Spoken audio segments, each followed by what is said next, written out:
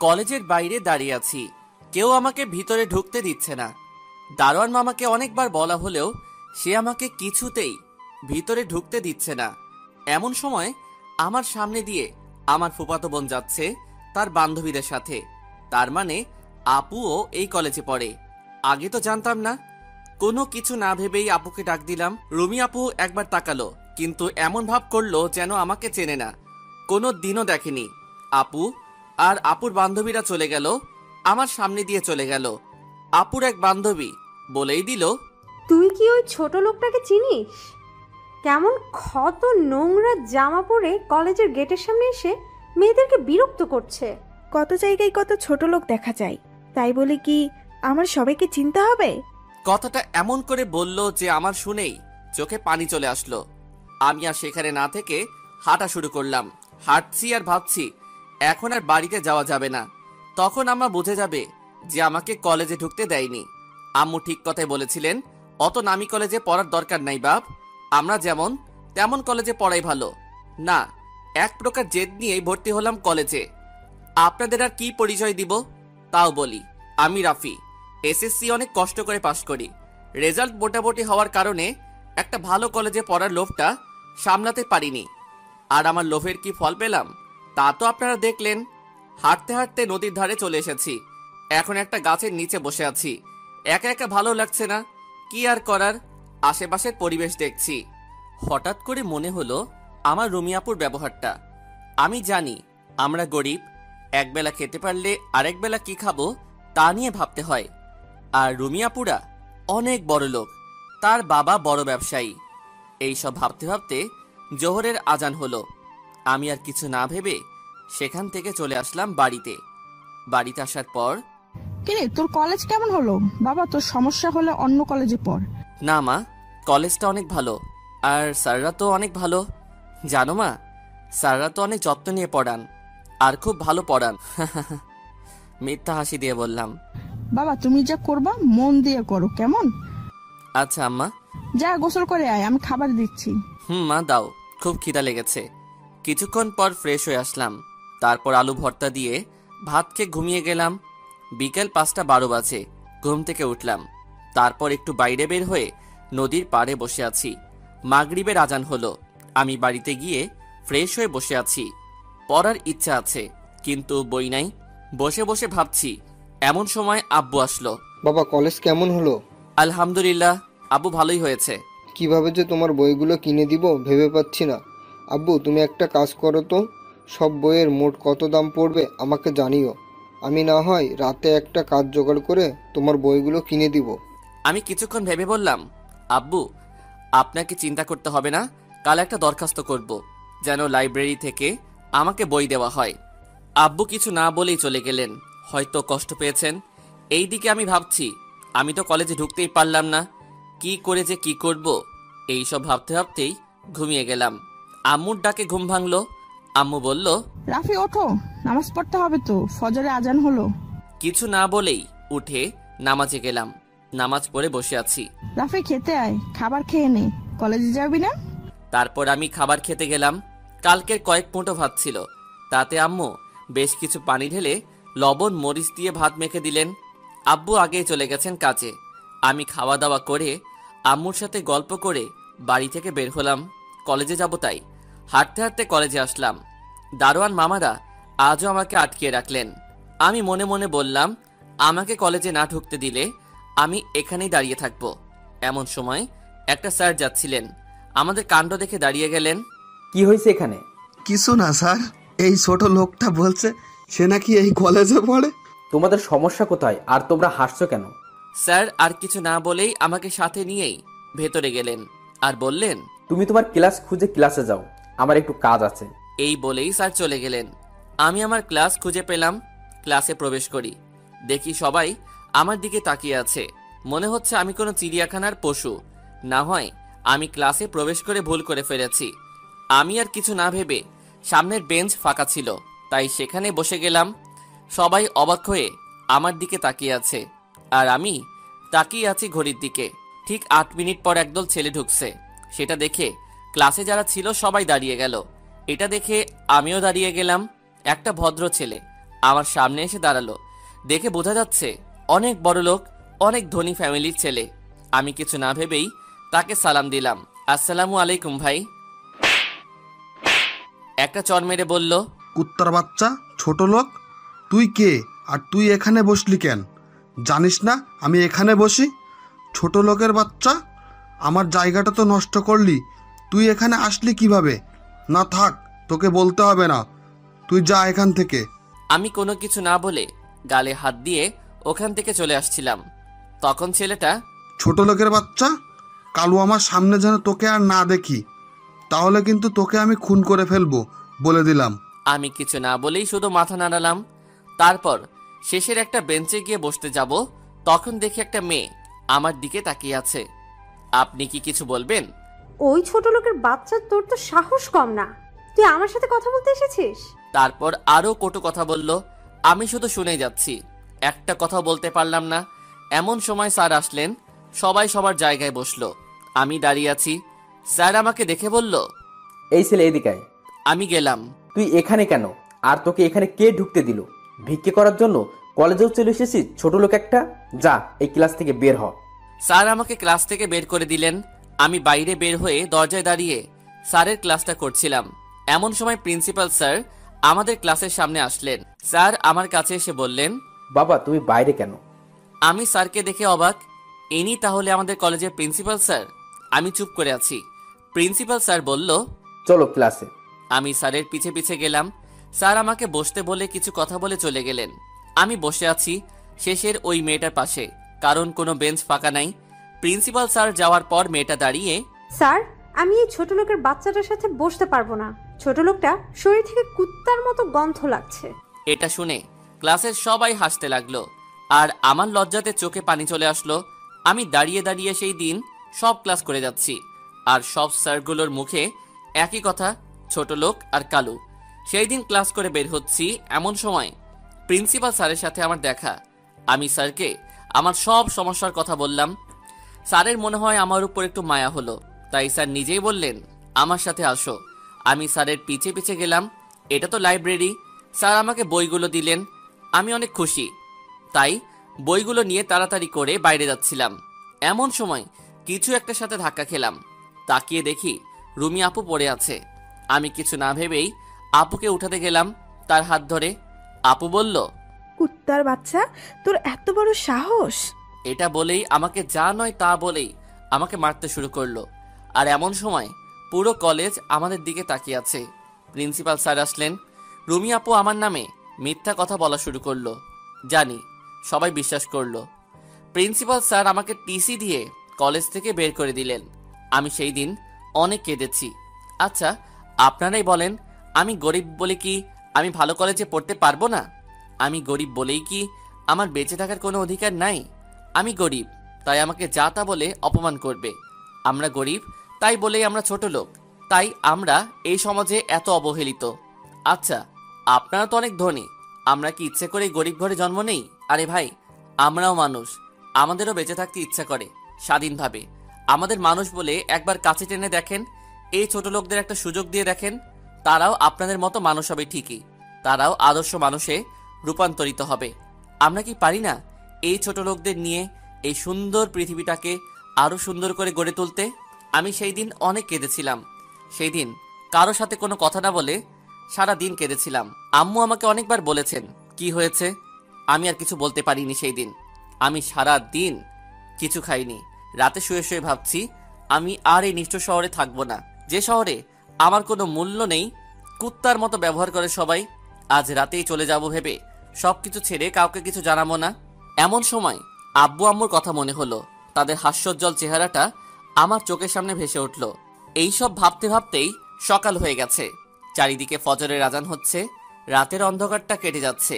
হয়তো আমার জীবনের অন্ধকারটা কেটে যেতে আমাকে অক্লান্ত পরিশ্রম করতে হবে, তবেই হয়তো অন্ধকারটা কেটে যাবে। নামাজ পড়তে গেলাম। নামাজ পড়ে এসে বসে মন খারাপ করে বসে আছি। আম্মুর নামাজ এখনো শেষ হয়নি। আম্মুর নামাজ শেষ হলে আমি আম্মুকে নিয়ে আমার রুমে যাই।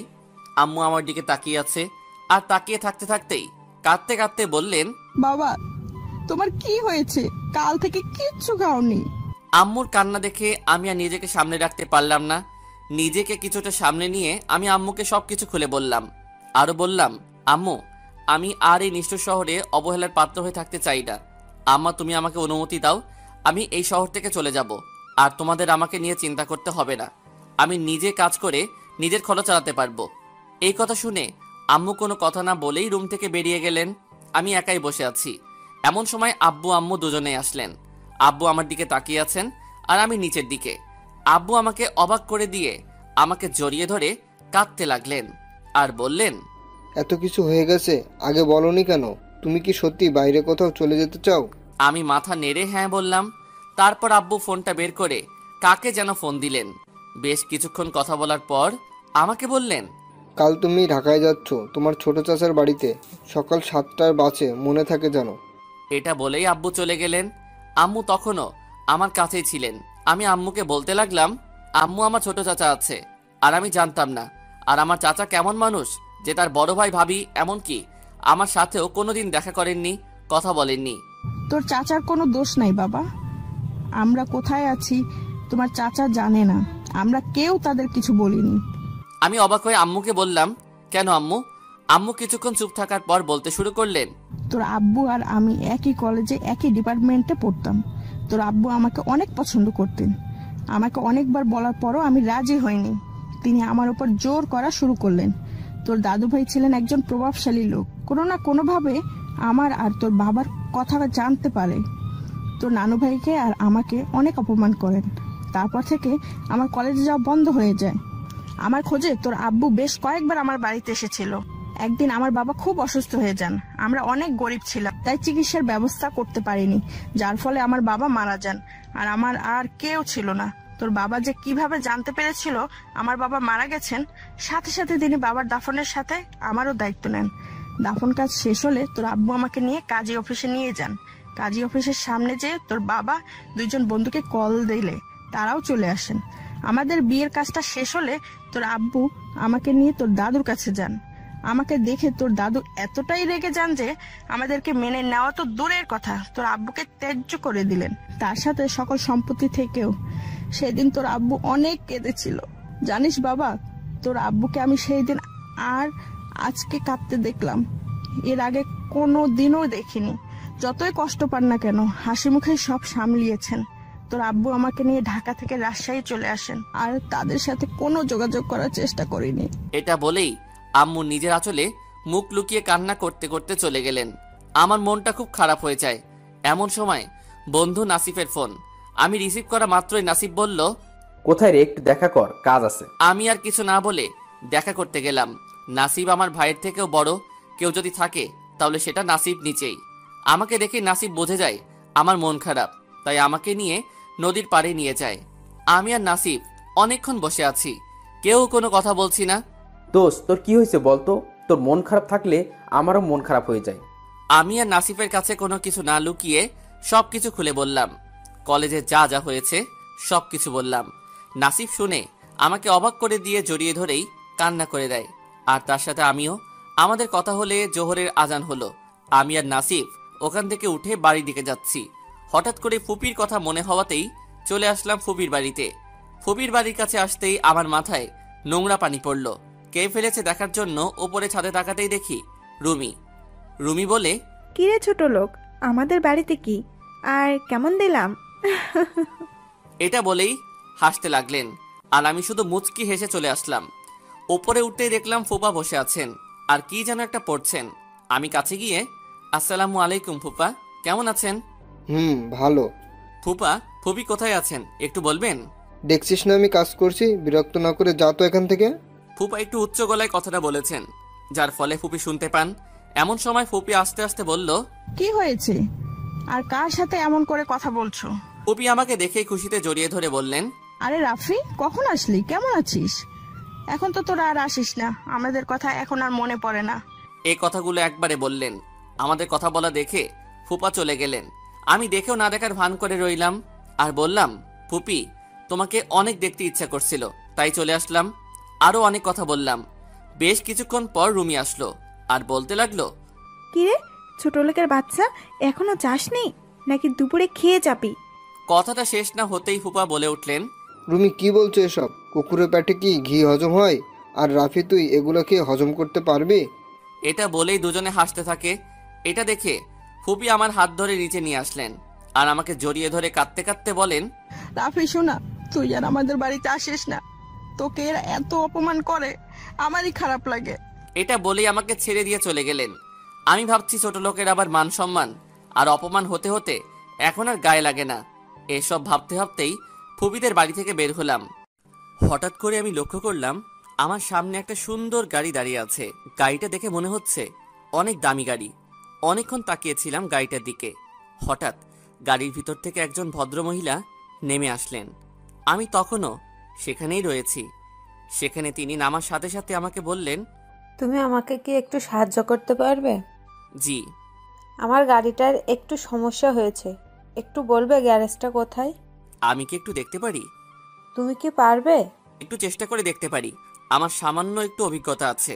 আচ্ছা বাবা, একটু দেখে দাও, আমার খুব দরকারি কাজ আছে, তাড়াতাড়ি যেতে হবে। আমি আর কথা না বলেই গাড়িটা দেখতে লাগলাম। যা বুঝলাম একটা লিকেজ হয়েছে, তা সারিয়ে দিলাম।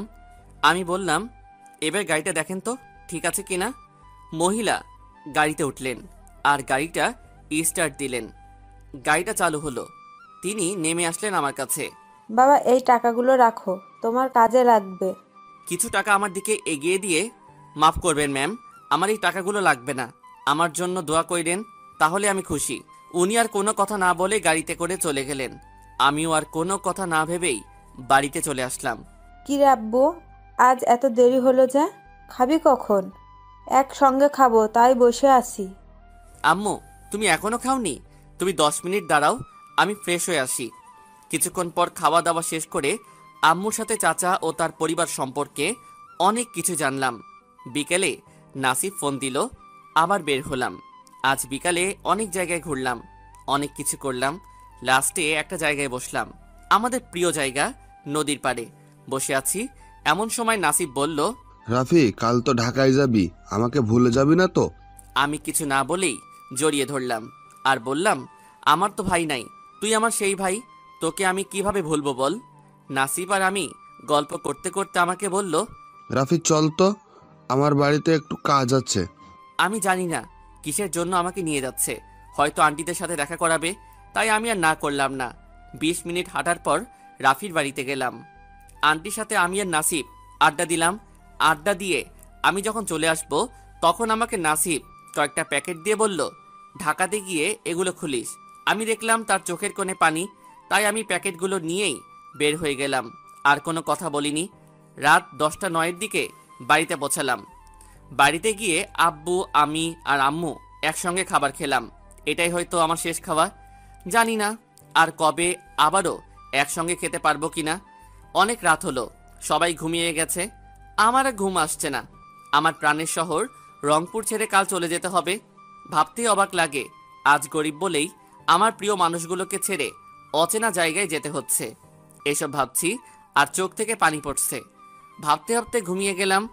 ফজরের আজান হচ্ছে, নামাজ পড়ার জন্য উঠলাম। দেখি আম্মু আমার আগেই উঠে গেছে। আমি কিছু না বলেই নামাজে চলে গেলাম। নামাজ পড়ে এসে আব্বুর কাছে গেলাম। আব্বু আমাকে সবকিছু বুঝিয়ে দিলেন। আমি সবকিছু গুছিয়ে নিয়েছি, তাই আমার কোনো সমস্যা নেই। আব্বু সবকিছু বুঝিয়ে দিলেন, ওখানে কোনো প্রকার কষ্ট হবে না। তোর চাচা একটা মাটির মানুষ। কথা বলতে বলতেই আম্মু আমার জন্য খিচুড়ি রান্না করে নিয়ে আসলেন। আমি আর আব্বু খেয়ে নিলাম। এখন সকাল 6টা বাজে, আর 1 ঘন্টা পরেই আমার বাস, চলে যেতে হবে আমাকে।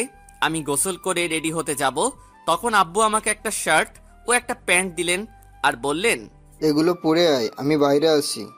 আমি 10 মিনিটের মধ্যে রেডি হয়ে বের হয়ে দেখি আমার ভাই নাসিব বাইরে আব্বুর সাথে কথা বলছে।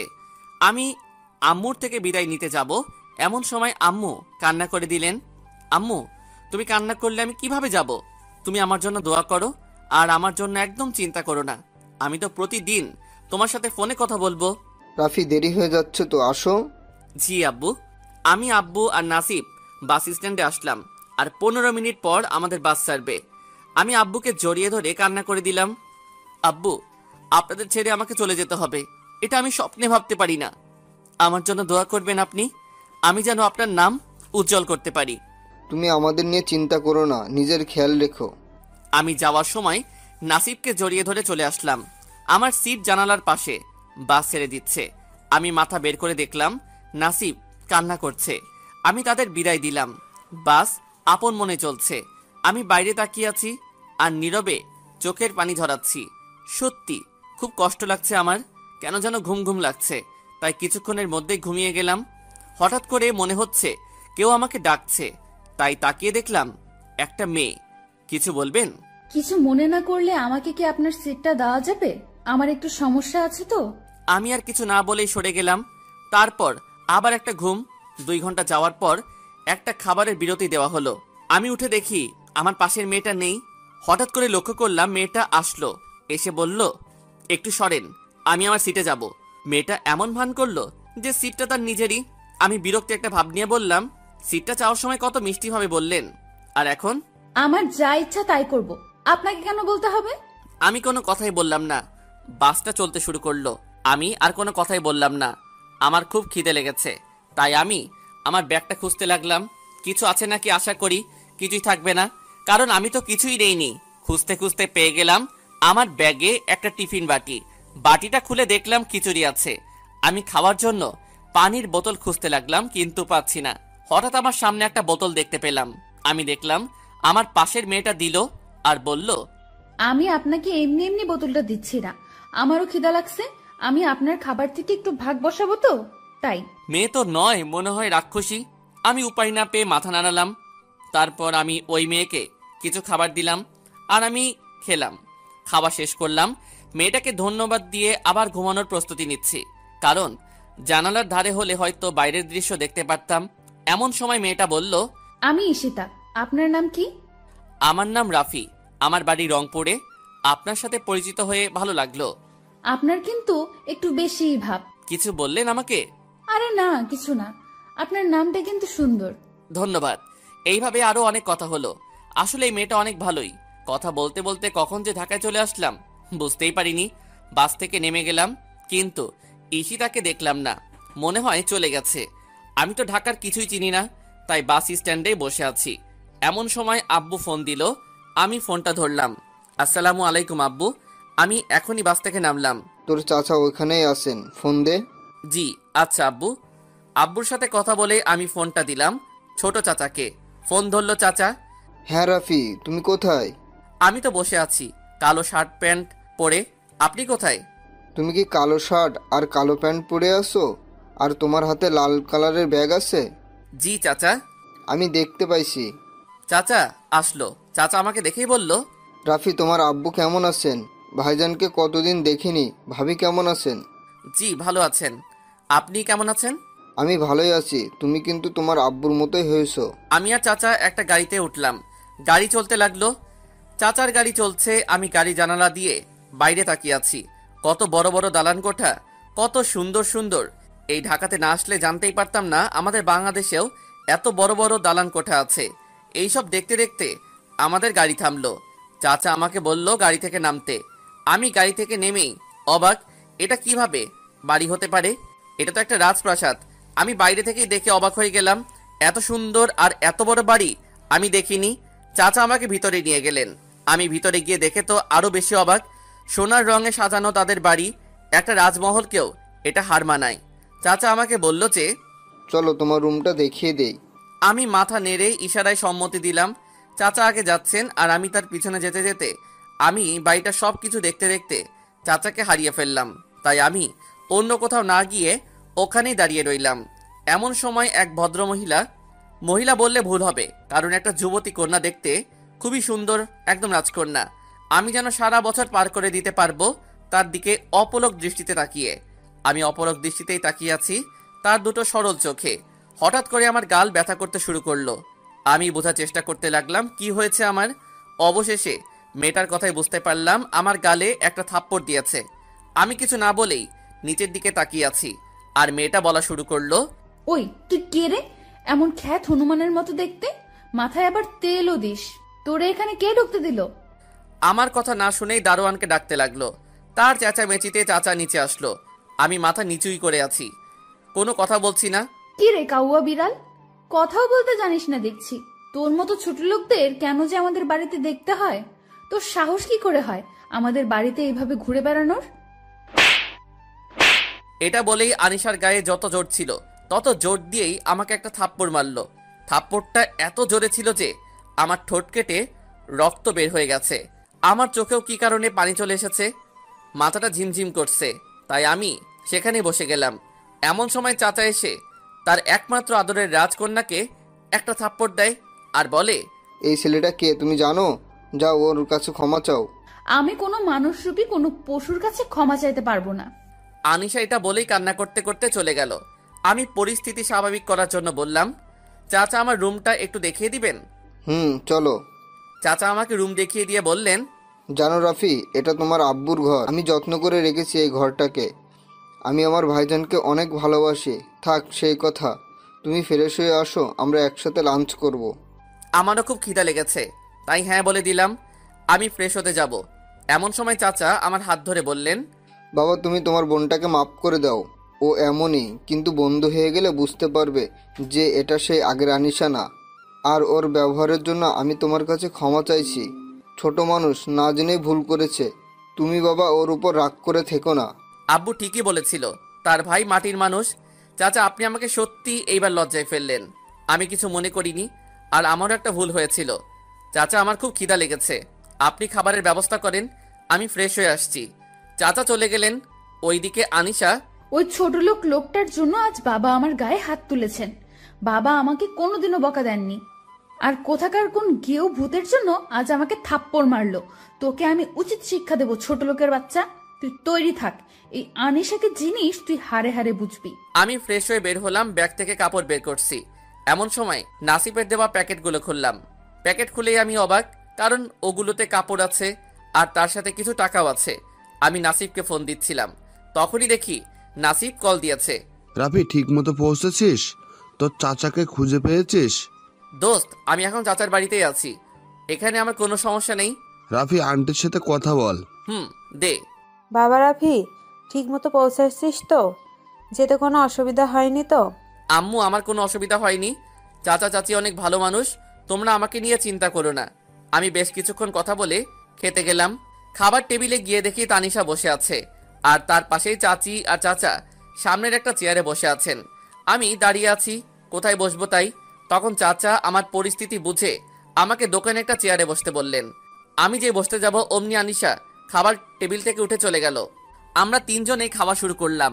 চাচা চাচির সাথে পরিচয় করিয়ে দিলেন। খাবার খেতে খেতে চাচা বলল, এখন থেকে আমাকে তুমি ছোট আব্বু বলে ডাকবে, আর তোমার চাচিকে ছোট আম্মু বলবে, কেমন?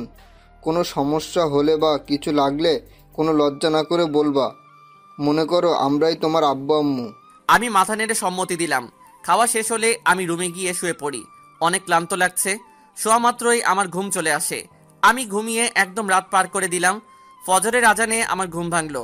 আমি নামাজ পড়ার জন্য উঠলাম, কিন্তু আমি তো জানি না মসজিদ কোথায়, তাই বাড়িতেই নামাজ পড়ে নিলাম।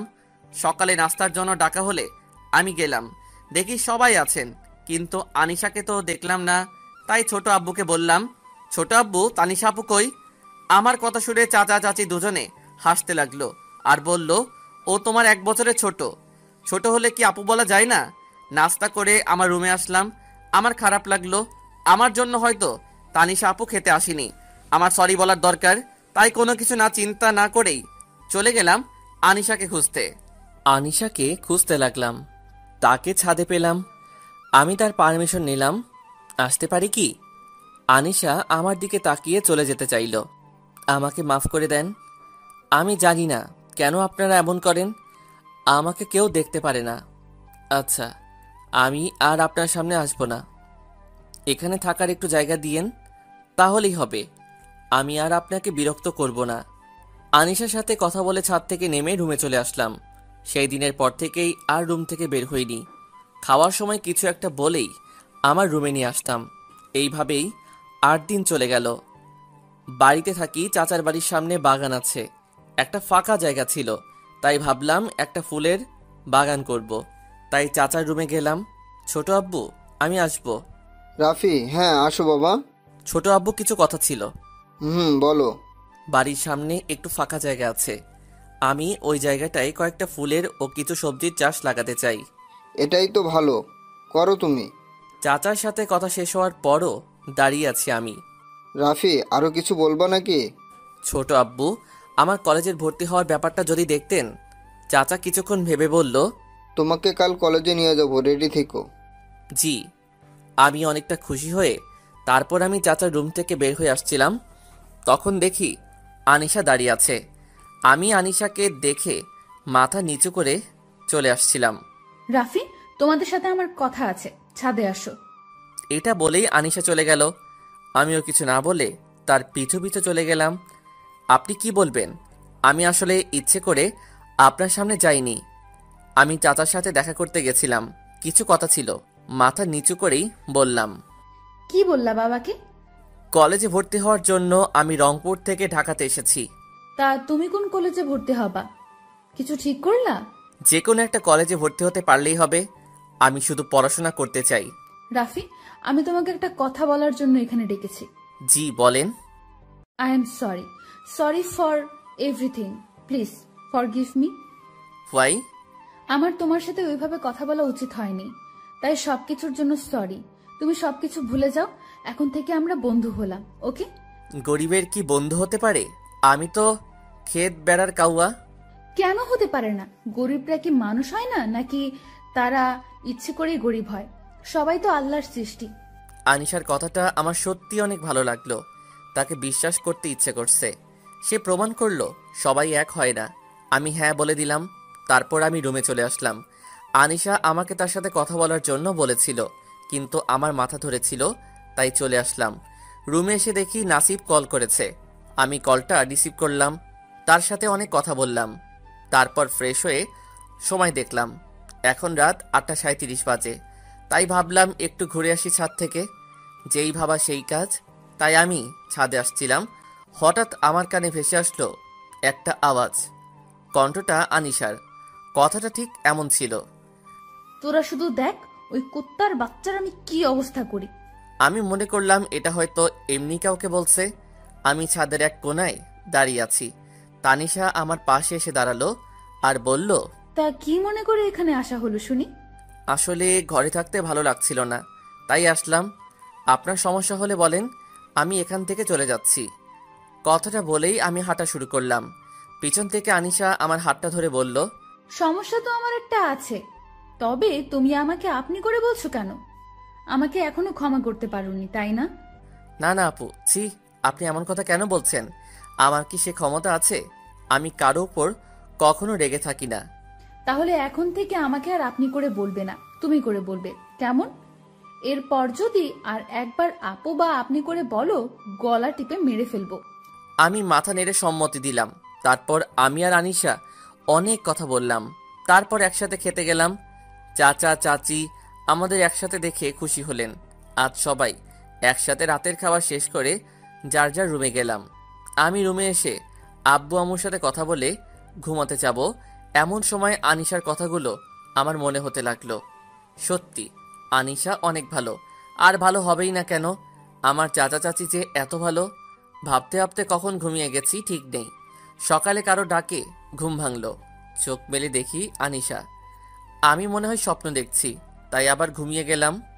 হঠাৎ মনে হলো টিনের চাল দিয়ে পানি পড়ছে, তাই আমি তাড়াতাড়ি উঠে হাতের কাছে যা ছিল তা বিছানার উপর রাখলাম। আরে, আমি তো ভুলেই গেছি আমি চাচার বাড়িতে আছি। এখানে তো বৃষ্টি পড়ার কথা না। সামনে তাকিয়ে দেখি আনিশা জগ হাতে দাঁড়িয়ে আছে। আমি লজ্জা মাখা কণ্ঠে বললাম, এই সব তোমার কাজ?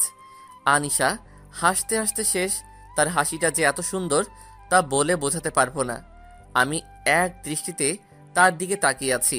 আনিশা বিষয়টা বুঝতে পেরে বলল, তুমি রেডি হয়ে নিচে আসো, নাস্তা করে কলেজে যাব। এটা বলেই আনিশা চলে গেল। অজান্তেই আমারও মুখে হাসি ফুটে উঠল। তারপর নাস্তা করে বেরিয়ে গেলাম কলেজে। আমি আর আনিশা একটা গাড়িতে যাচ্ছি। আনিশা গাড়ি ড্রাইভ করছে। চাচা কাল রাতেই সব ব্যবস্থা করে রেখেছেন। আনিশা আমাকে নিয়ে কলেজের খানিকটা দূরে নামাই দিয়ে বলল, একটা রিক্সা করে আসো। আমিও তাই করলাম। তারপর প্রিন্সিপালের রুমে গিয়ে আমার পরিচয় দিলাম। তিনি আমার চাচাকে ফোন দিয়ে আমার ভর্তি কনফার্ম করলেন। সেই দিন ক্লাস করে আবার একই জায়গাতে আনিশার সাথে দেখা। সে আমাকে দেখে বলল গাড়িতে আসতে। আমিও গাড়িতে উঠলাম। তারপর সকালের ঘটনাটা জানতে চাইলাম। তাই সে বলল একটা ফ্রেন্ডকে নাকি নিতে যাওয়া লাগে। আমাদের বেশ ভালোই বন্ধুত্ব হয়ে যায়। আর আমি প্রতিদিন এক জায়গাতে নামতাম আর উঠতাম কলেজের পথে। এইভাবে কয়েক মাস পার হয়ে গেল। আমাদের পরীক্ষার রেজাল্ট দিল। আমি ফার্স্ট ক্লাসে পাশ করেছি আর আনিশা কোনো রকম পাশ করে, যার ফলে চাচা একটু রাগ হয় আর আনিশাকে বকা দেয়। এতে আনিশার রাগ আমার উপর আরও বেড়ে যায়। তার মধ্যে প্রতিশোধের আগুন জ্বলে ওঠে। তারপর সে ভাবতে থাকে কিভাবে আমার উপর তার প্রতিশোধ নিবে। আনিশা রেগে তার রুমে চলে যায় আর ভাবতে থাকে কিভাবে আমাকে অপমান করে আমাকে বাড়ি থেকে বের করে দেওয়া যায়। আনিশা আর সেই দিন তার রুম থেকে একটুর জন্যও বের হলো না। সেদিন কোনো রকম কেটে গেল। আনিশা সারাদিন সারা রাত ভেবে একটা বুদ্ধি বের করলো আর তার সেই বুদ্ধিতে মাঠে নেমে পড়ল। সকালে ঘুম থেকে উঠে দেখলাম আমার রুমের সামনে চাচা দাঁড়িয়ে আছে। আমি তাড়াতাড়ি উঠে চাচার কাছে গেলাম। চাচা বলল, তুমি কি আজ কলেজে যাবা? চাচা আমার না শরীরটা খারাপ করছে, তাই ভাবছি আজ কলেজে যাব না। চাচা আমার কাছে এসে কপালে হাত দিয়ে বলল, তোমার তো অনেক জ্বর এসেছে। চাচা তেমন কিছু না, একটু পরেই ঠিক হয়ে যাবে। এমনটা আমার মাঝে মাঝে হয়। ও, চাচা আপনি কি কিছু বলবেন? তুমি কি আনিশাকে একটু পড়াতে পারবে? ও তো পরীক্ষায় ভালো রেজাল্ট করতে পারছে না, তাই ভাবলাম তুমি যদি একটু গাইড করতা। আচ্ছা চাচা, আমি পড়াবো। আপনি এখন খুশি তো? আমি অনেক খুশি হয়েছি। আর তুমি যদি পারো তাহলে কাল থেকে পড়াতে শুরু করে দাও, কেমন? জি আচ্ছা। আমি একটু ফ্রেশ হয়ে নিচে গেলাম আমার হাতে তৈরি করা বাগানটাই। সেখানে গিয়ে গাছে পানি দিলাম। তারপর রুমে গিয়ে একটা কাজ করছিলাম। এমন সময় আনিশা আসলো। রাফি, তোমাদের সাথে আমার কথা আছে। বলো। এখানে বলা যাবে না, আমার সাথে তোমাকে যাওয়া লাগবে। তুমি এখন রেডি হয়ে আসো, তোমাকে নিয়ে একটা জায়গায় যাব। কিন্তু? কোনো কিন্তু না, তোমাকে যেতেই হবে। আনিশা তুমি আমাকে কয়েক মিনিট সময় দাও, আমি নাস্তা করে রেডি হয়ে তোমার সাথে যাব। তোমাকে আমি নাস্তা করাবো, এখন চলো। তারপর আমি আর আনিশা গাড়িতে করে অজানা গন্তব্যে চলা শুরু করলাম। আমার জন্য অজানা, কিন্তু আনিশা চিনে। বেশ কিছুক্ষণ গাড়ি চলার পর একটা রেস্টুরেন্টের সামনে গাড়ি থামালো। অনেক বড় রেস্টুরেন্ট। আমি আর আনিশার ভিতরে প্রবেশ করলাম। আনিশা আর আমি রেস্টুরেন্টের শেষ টেবিলে গিয়ে বসলাম। আনিশা খাবার অর্ডার দিল। আমি চুপচাপ বসে আছি মাথা নিচু করে, কারণ আনিশাকে আজ অনেক সুন্দর লাগছে। সাদা ড্রেস, কালো খোলা চুল, সামনে হালকা বাদামি করা, ঠোঁটে আমার কাছে সত্যি অসাধারণ লাগছে। আমার কথা ছিল, তুমি এইভাবে নিচে তাকিয়ে থাকলে কিভাবে বলবো? তুমি বলো, আমি শুনছি। দেখো, তোমাকে একটা কথা বলি, আমি কোনো ভঙ্গিমায় যাচ্ছি না, তোমাকে সরাসরি বলছি। এটা বলেই আনিশা আমার হাত ধরে ফেলে। আমি অবাক হয়ে তার দিকে তাকালাম। আমি তোমাকে ভালোবাসি, জানি তুমিও আমাকে ভালোবাসো। আনিশার কথাটা শেষ হওয়ার আগেই খাবার চলে আসলো। আমি আনিশাকে আর কিছু না বলতে দিয়ে, আপনি এগুলো কি বলছেন? আপনি কোথায় আর আমি কোথায়? আপনার কোথাও ভুল হচ্ছে। আর আমি আপনাকে কোনো দিনও ভালোবাসতে পারবো না, আমাকে মাফ করবেন। এটা বলেই আমি চলে আসতে যাব, তখন আনিশা বলে, আমি তোমাকে সত্যিই ভালোবাসি। আচ্ছা, আমাকে না ভালোবাসার একটা কারণ বলো, আমি আর তোমাকে বিরক্ত করব না। আর আমি কোন দিক দিয়ে কম? আমার সবকিছুই আছে, কি নেই আমার? টাকা, সম্পদ সব আছে। আমি শুধু তোমাকে চাই রাফি, শুধু তোমাকেই চাই। এটা আমার দ্বারা সম্ভব না, আর আমি গরিব। আপনারা কত বড় লোক, আমি কোনোভাবেই চাচা চাচিকে কষ্ট দিতে পারবো না, ক্ষমা করবেন। আপনার সাথে আপনাদের মতো বড় লোকের ছেলেকেই মানায়, আমাকে নয়। কথাটা বলতে আমার যত দেরি, আনিশার সাথে সাথে খাবারের প্লেট থেকে চাকু নিয়েই তার হাতের এক জায়গায় কেটে দেয়। ধার না থাকায় খুব একটা বেশি কাটে নাই। আমি সাথে সাথে তার হাত থেকে চাকু ফেলে দিয়েই টিস্যু দিয়ে হাতে চেপে ধরলাম। আনিশাকে অনেক কষ্টে গাড়িতে বসিয়ে দিয়ে আমি ফার্মেসি থেকে তুলো, ব্যান্ডেজ আর স্প্রিন্ট নিয়ে আসলাম। তার হাতে ওইগুলো দিয়ে তাকে বোঝানোর চেষ্টা করলাম, কিন্তু সে কিছুতেই বুঝতে চাচ্ছে না, শুধু কান্না করেই যাচ্ছে। আর একটা কথাই বলতে থাকছে, আমাকে ভালোবাসতেই হবে। আমি কোনো উপায় না পেয়ে বললাম, আমাকে কিছুদিন সময় দেওয়া লাগবে। তুমি সময় নাও, কিন্তু আমার উত্তর কিন্তু হ্যাঁ চাই। যদি না বলো তাহলে আমি নিজেকে শেষ করে দিব। আমি কিছু না বলে বাড়িতে যেতে বলে গাড়িতে উঠলাম। আনিশা গাড়ি চালাচ্ছে আর আমার দিকে তাকাচ্ছে। আমি আর একবারও আনিশার দিকে তাকাইনি। বাড়িতে আসলাম, এসেই আমার রুমে গেলাম। আর ভাবতে লাগলাম কি থেকে কি হয়ে গেল। দুপুরে আর গেলাম না খেতে, তাই আনিশা আসলো আমাকে ডাকতে। আমার ইচ্ছা না থাকা সত্ত্বেও যেতে হলো, কারণ খুব জেদি মেয়ে। আমার সামনাসামনি চেয়ারে আনিশা বসলো। আমি আমার মতো খাওয়া শুরু করলাম। আমার যেন কেমন কেমন লাগছে। কি হয়েছে? বাবা মনে হয় আমার পায়ের ওপর দিয়ে বিড়াল গেল, তাই ভয় পেয়েছি। ও খাও। ভালো কথা মনে পড়লো, আজ থেকে রাফি তোমাকে পড়াবে। তোমার কি কোনো সমস্যা আছে? না বাবা, আমি তোমাকে এটা বলবো ভাবছিলাম, তার আগেই তুমি বলে দিলা। এটা বলেই আনিশা একটা শয়তানি হাসি দিল, যা আমার ভালো লাগেনি। আমি কোনো কথা না বলেই তাড়াতাড়ি খাওয়া শেষ করে আমার রুমে গেলাম। আমার খুব ঘুম পাচ্ছে, তাই ঘুমিয়ে গেলাম। সন্ধ্যায় ঘুম ভাঙলো, তাই ফ্রেশ হতে গেলাম। ফ্রেশ হয়ে দেখি চাচি আমার রুমে। চাচি, কিছু বলবেন? বাবা আনিশাকে পড়াবে না? এই তো যাচ্ছি। আমার কোনো ইচ্ছা নেই আনিশাকে পড়ানোর।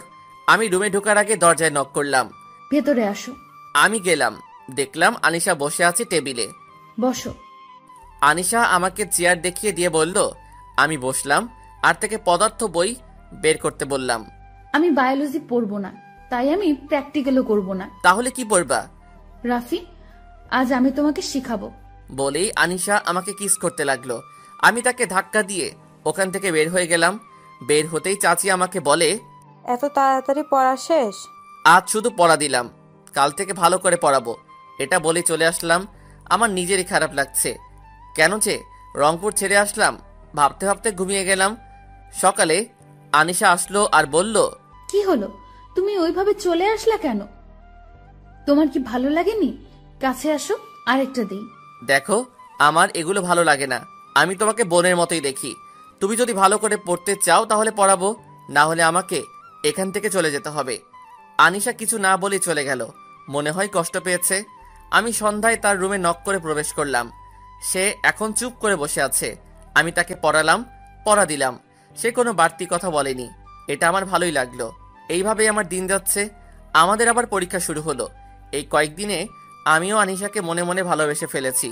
পরীক্ষার সময় আমি আর আনিশা একসাথে অনেক পড়তাম। এইভাবে আমি ওকে পড়াতাম। আমাদের দিনকাল ভালোই চলছিল। পরীক্ষা শেষ হলো, আমি আর আনিশা বসে আছি, ছাদে গল্প করছি। এমন সময় আনিশার ফোনে একটা কল আসে, তাই সে চলে যায়। আমি ছাদে থেকে কিছুক্ষণ পর নেমে যাই। রাতে শুয়ে শুয়ে ভাবছি কাল আনিশাকে মনের কথা খুলে বলবো। এভাবে বুকে চেপে আর রাখতে পারছি না। তারপরের দিন আমি আনিশাকে আমার মনের কথা বলতে তার রুমে যাই।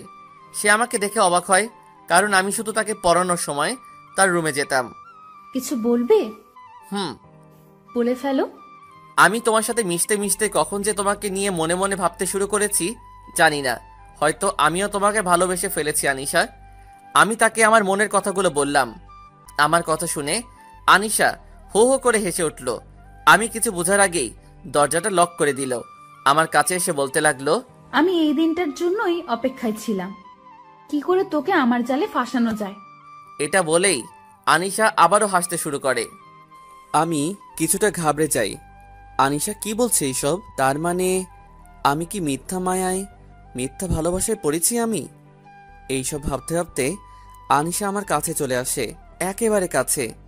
কাছে এসেই তার হাত আমার গালে রাখলো।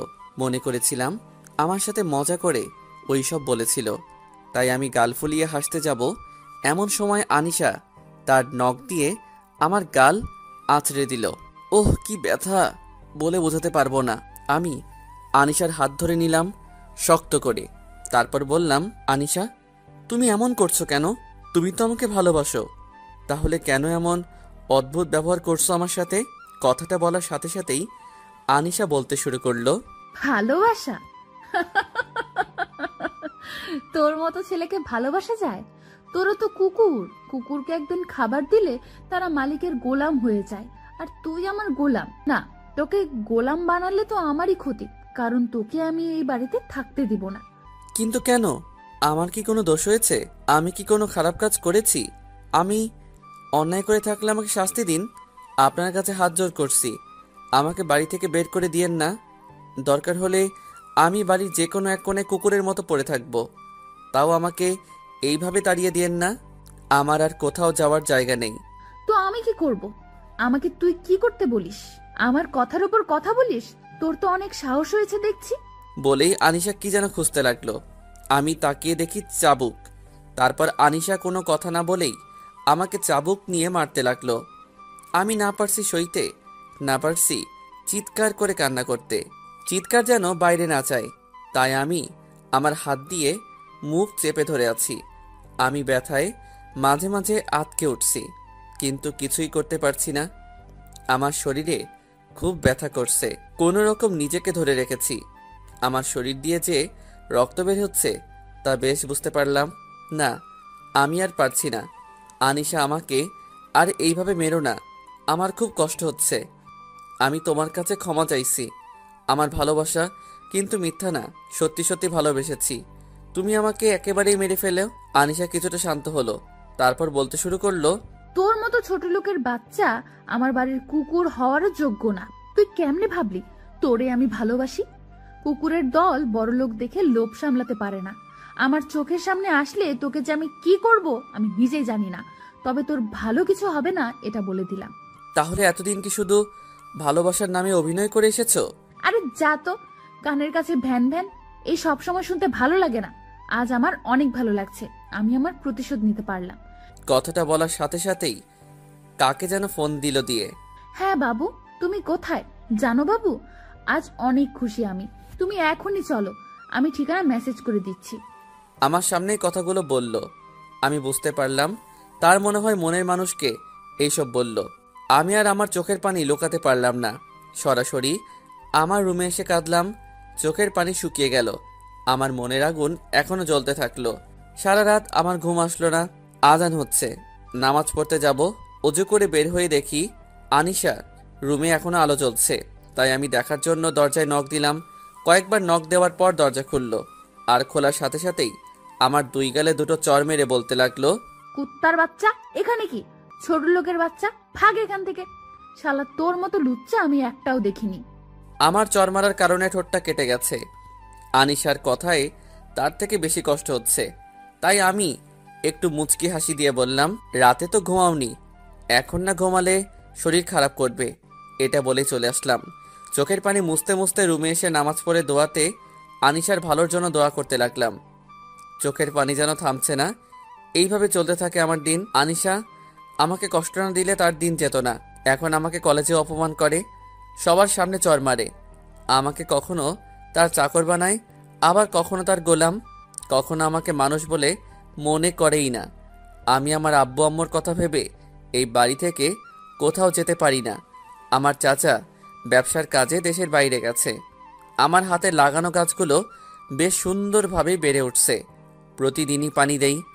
আনিশা আগের থেকে অনেক পাল্টে গেছে। চাচির সাথেও এখন খারাপ ব্যবহার করে। চাচি সুযোগ পেলেই অপমান করে দেয়। একদিন আমি আর চাচি বসে গল্প করছিলাম, এমন সময় আনিশা আসে, আমাকে আর চাচিকে দেখে দাঁড়িয়ে যায়। এই ছোট লোক তো আর এক ছোট লোকের সাথে গল্প করছে, হাউ ফানি। এটা বলেই তার রুমে চলে যায়। আনিশা আমাকে আর চাচিকে উদ্দেশ্য করে বলল, চাচি। আনিশার কথা শুনেই কাঁদতে লাগলো। কাঁদতে কাঁদতে নিজের রুমে চলে গেলেন। আমার এখন আর কিছু হয় না, অভ্যাস হয়ে গেছে। কিন্তু চাচির জন্যই খারাপ লাগলো। আমাদের এইচএসসি পরীক্ষার 1 মাস 13 দিন সময় আছে। আমার একটা নোট কিনা লাগবে গণিতের, তাই বাসা থেকে বের হলাম। বের হয়ে দেখলাম আনিশা আর একটা ছেলে বাইকে করে যেন কোথায় গেল। আনিশা এত রাতে কোথায় যেতে পারে? আর ওই ছেলেটাকে তো আমি চিনি, ও খুবই খারাপ ছেলে। আমি কিছু না ভেবে একটা ট্যাক্সিতে উঠে তাদের ফলো করতে লাগলাম। ফলো করতে করতে দেখলাম তারা একটা নির্জন একটা বাড়ির ভিতর ঢুকলো। আমি কিছু বুঝতে পারলাম না, ছেলেটার উদ্দেশ্য ভালো না। তারা বাড়ির ভিতর ঢুকে গেল, আমিও তাদের পিছু পিছু ঢুকলাম। সেখানে ভীষণ অন্ধকার ছিল, তাই অত ভালো মতো কিছু বোঝা যাচ্ছে না। আমি হঠাৎ একটা রুমের সামনে এসে থমকে দাঁড়ালাম, কারণ সেখানে আলো ছিল, আর ছিল কেমন অদ্ভুত গোঙানোর আওয়াজ। আমি ভয়ে ভয়ে রুমের ভিতর প্রবেশ করেই আমার চোখ দুটো পড়ে যাওয়ার মতো অবস্থা, কারণ ছেলেটা আনিশাকে বন্দি করে তার জামা কাপড় খুলে দিচ্ছে, আর আনিশার মুখে কাপড় দিয়ে আটকানো আছে, যার ফলে সে চিল্লাতে পারছে না। আনিশার সাথে সাথে ছেলেটাও আমাকে দেখে ফেলেছে, তাই আমি বাধ্য হয়েই তাদের সামনে চলে আসি। আর ছেলেটা আমাকে দেখেই বন্দুক বের করে নিল। আমি এখন কি করব ভাবছি। ও পেয়েছি। আমি ছেলেটাকে উদ্দেশ্য করে বললাম, তুমি কি শুধু আনিশাকে একাই ভোগ করবে? আমারও অনেক দিনের ইচ্ছা, আমাকে তোমার বন্ধু করে নাও, তোমারই ভালো হবে। ছেলেটা কিছু একটা ভাবছে। আনিশা আমার দিকে অবাক হয়ে তাকিয়ে আছে, হয়তো নিজের কানকে বিশ্বাস করতে পারছে না। তুই ঠিক বলেছিস, এই মেয়েটা যা জিনিস না, একে একা খেয়ে শেষ করা যাবে না। তোকে ভাগ দিব, কিন্তু আমার একটা শর্ত আছে। কি শর্ত? তাকে একটা থাপ্পড় মার, শালির কি তেজ, আর সব তেজ গুঁড়ো করে দেব। আমার খারাপ লাগলেও কিছু করতে পারছি না, তাই তার কথায় একটা থাপ্পড় মারি। এতে আনিশারও কিছু করার নেই। আমি তাকে থাপ্পড় মেরে দিলাম। বিশ্বাস করেন, আমার অনেক কষ্ট হয়েছে। মনে হচ্ছে আমার বুক ফেটে হার্ট বের হয়ে যাচ্ছে। আমি ছেলেটাকে বললাম, আমরা এখন একটু মজা করি, আছে নাকি ওইসব? আরে আছে, আমার বাড়ি এখানে, সব আছে। এটা বলেই পাশের রুমে গেল, আর আমি তখন ওর পিছু গেলাম। আর ও রুমে যাওয়া মাত্রই আমি ওকে বাইরে থেকে লক করে দেই। ছেলেটাকে আটকে দিয়ে আমি সাথে সাথেই পুলিশকে ফোন দিয়ে জানিয়ে দিলাম। আনিশার কাছে গিয়ে দেখি ও হতাশ হয়ে গেছে। আমি সাথে সাথেই ওকে বাঁধন থেকে মুক্ত করে আমি ওকে নিয়ে বাড়িতে চলে আসি। ওকে মনে হয় এমন কিছু খাওয়ানো হয়েছে যার কারণে ও কেমন যেন করছে। আমি আর আনিশা কোনো মতে বাড়িতে পৌঁছালাম। তারপর বাড়িতে গিয়েই দেখি চাচি বসে আছে। আনিশার এমন অবস্থা দেখে বলে, কি হয়েছে? তারপর আমি বললাম, আমি আর তানিশা একটু বাইরে ঘুরতে গেছিলাম, আর আনিশার একটু মাথাটা ঘুরছে। ওকে ওর রুমে রেখে শুয়ে দিয়েই চাচি আর আমি আমাদের রুমে গেলাম। সকালে কারো চিৎকারে আমার ঘুম ভেঙে গেল। তাকিয়ে দেখি আনিশা আর চাচি আমার রুমের সামনে, তাই আমি তাড়াতাড়ি উঠে গেলাম। দরজার কাছে যেতেই চাচি আমাকে ঠাস করে একটা চড় বসিয়ে দিল। গাল অনেক ব্যথা করছে। আমি কিছু বুঝতে পারলাম না, তাই অবাক হয়ে তাদের দিকে চেয়ে আছি। একবার তানিশার দিকে চেয়ে আছি, আবার চাচির দিকে। এমন সময় চাচি আমার কলার ধরে বলতে লাগলেন, তোকে আমি কত বিশ্বাস করে আমার এই বাড়িতে থাকতে দিলাম, আর তুই আমার বিশ্বাসের এমন মূল্য দিবি? আমি ভাবিনি কোনো দিনও। তুই আমার সব বিশ্বাস নষ্ট করলি। তোকে কত ভালোবেসেছিলাম, তোকে কোনো দিনও আমার অন্য চোখে দেখিনি, আর তুই কি করলি? আমার মেয়েটার সর্বনাশ করলি।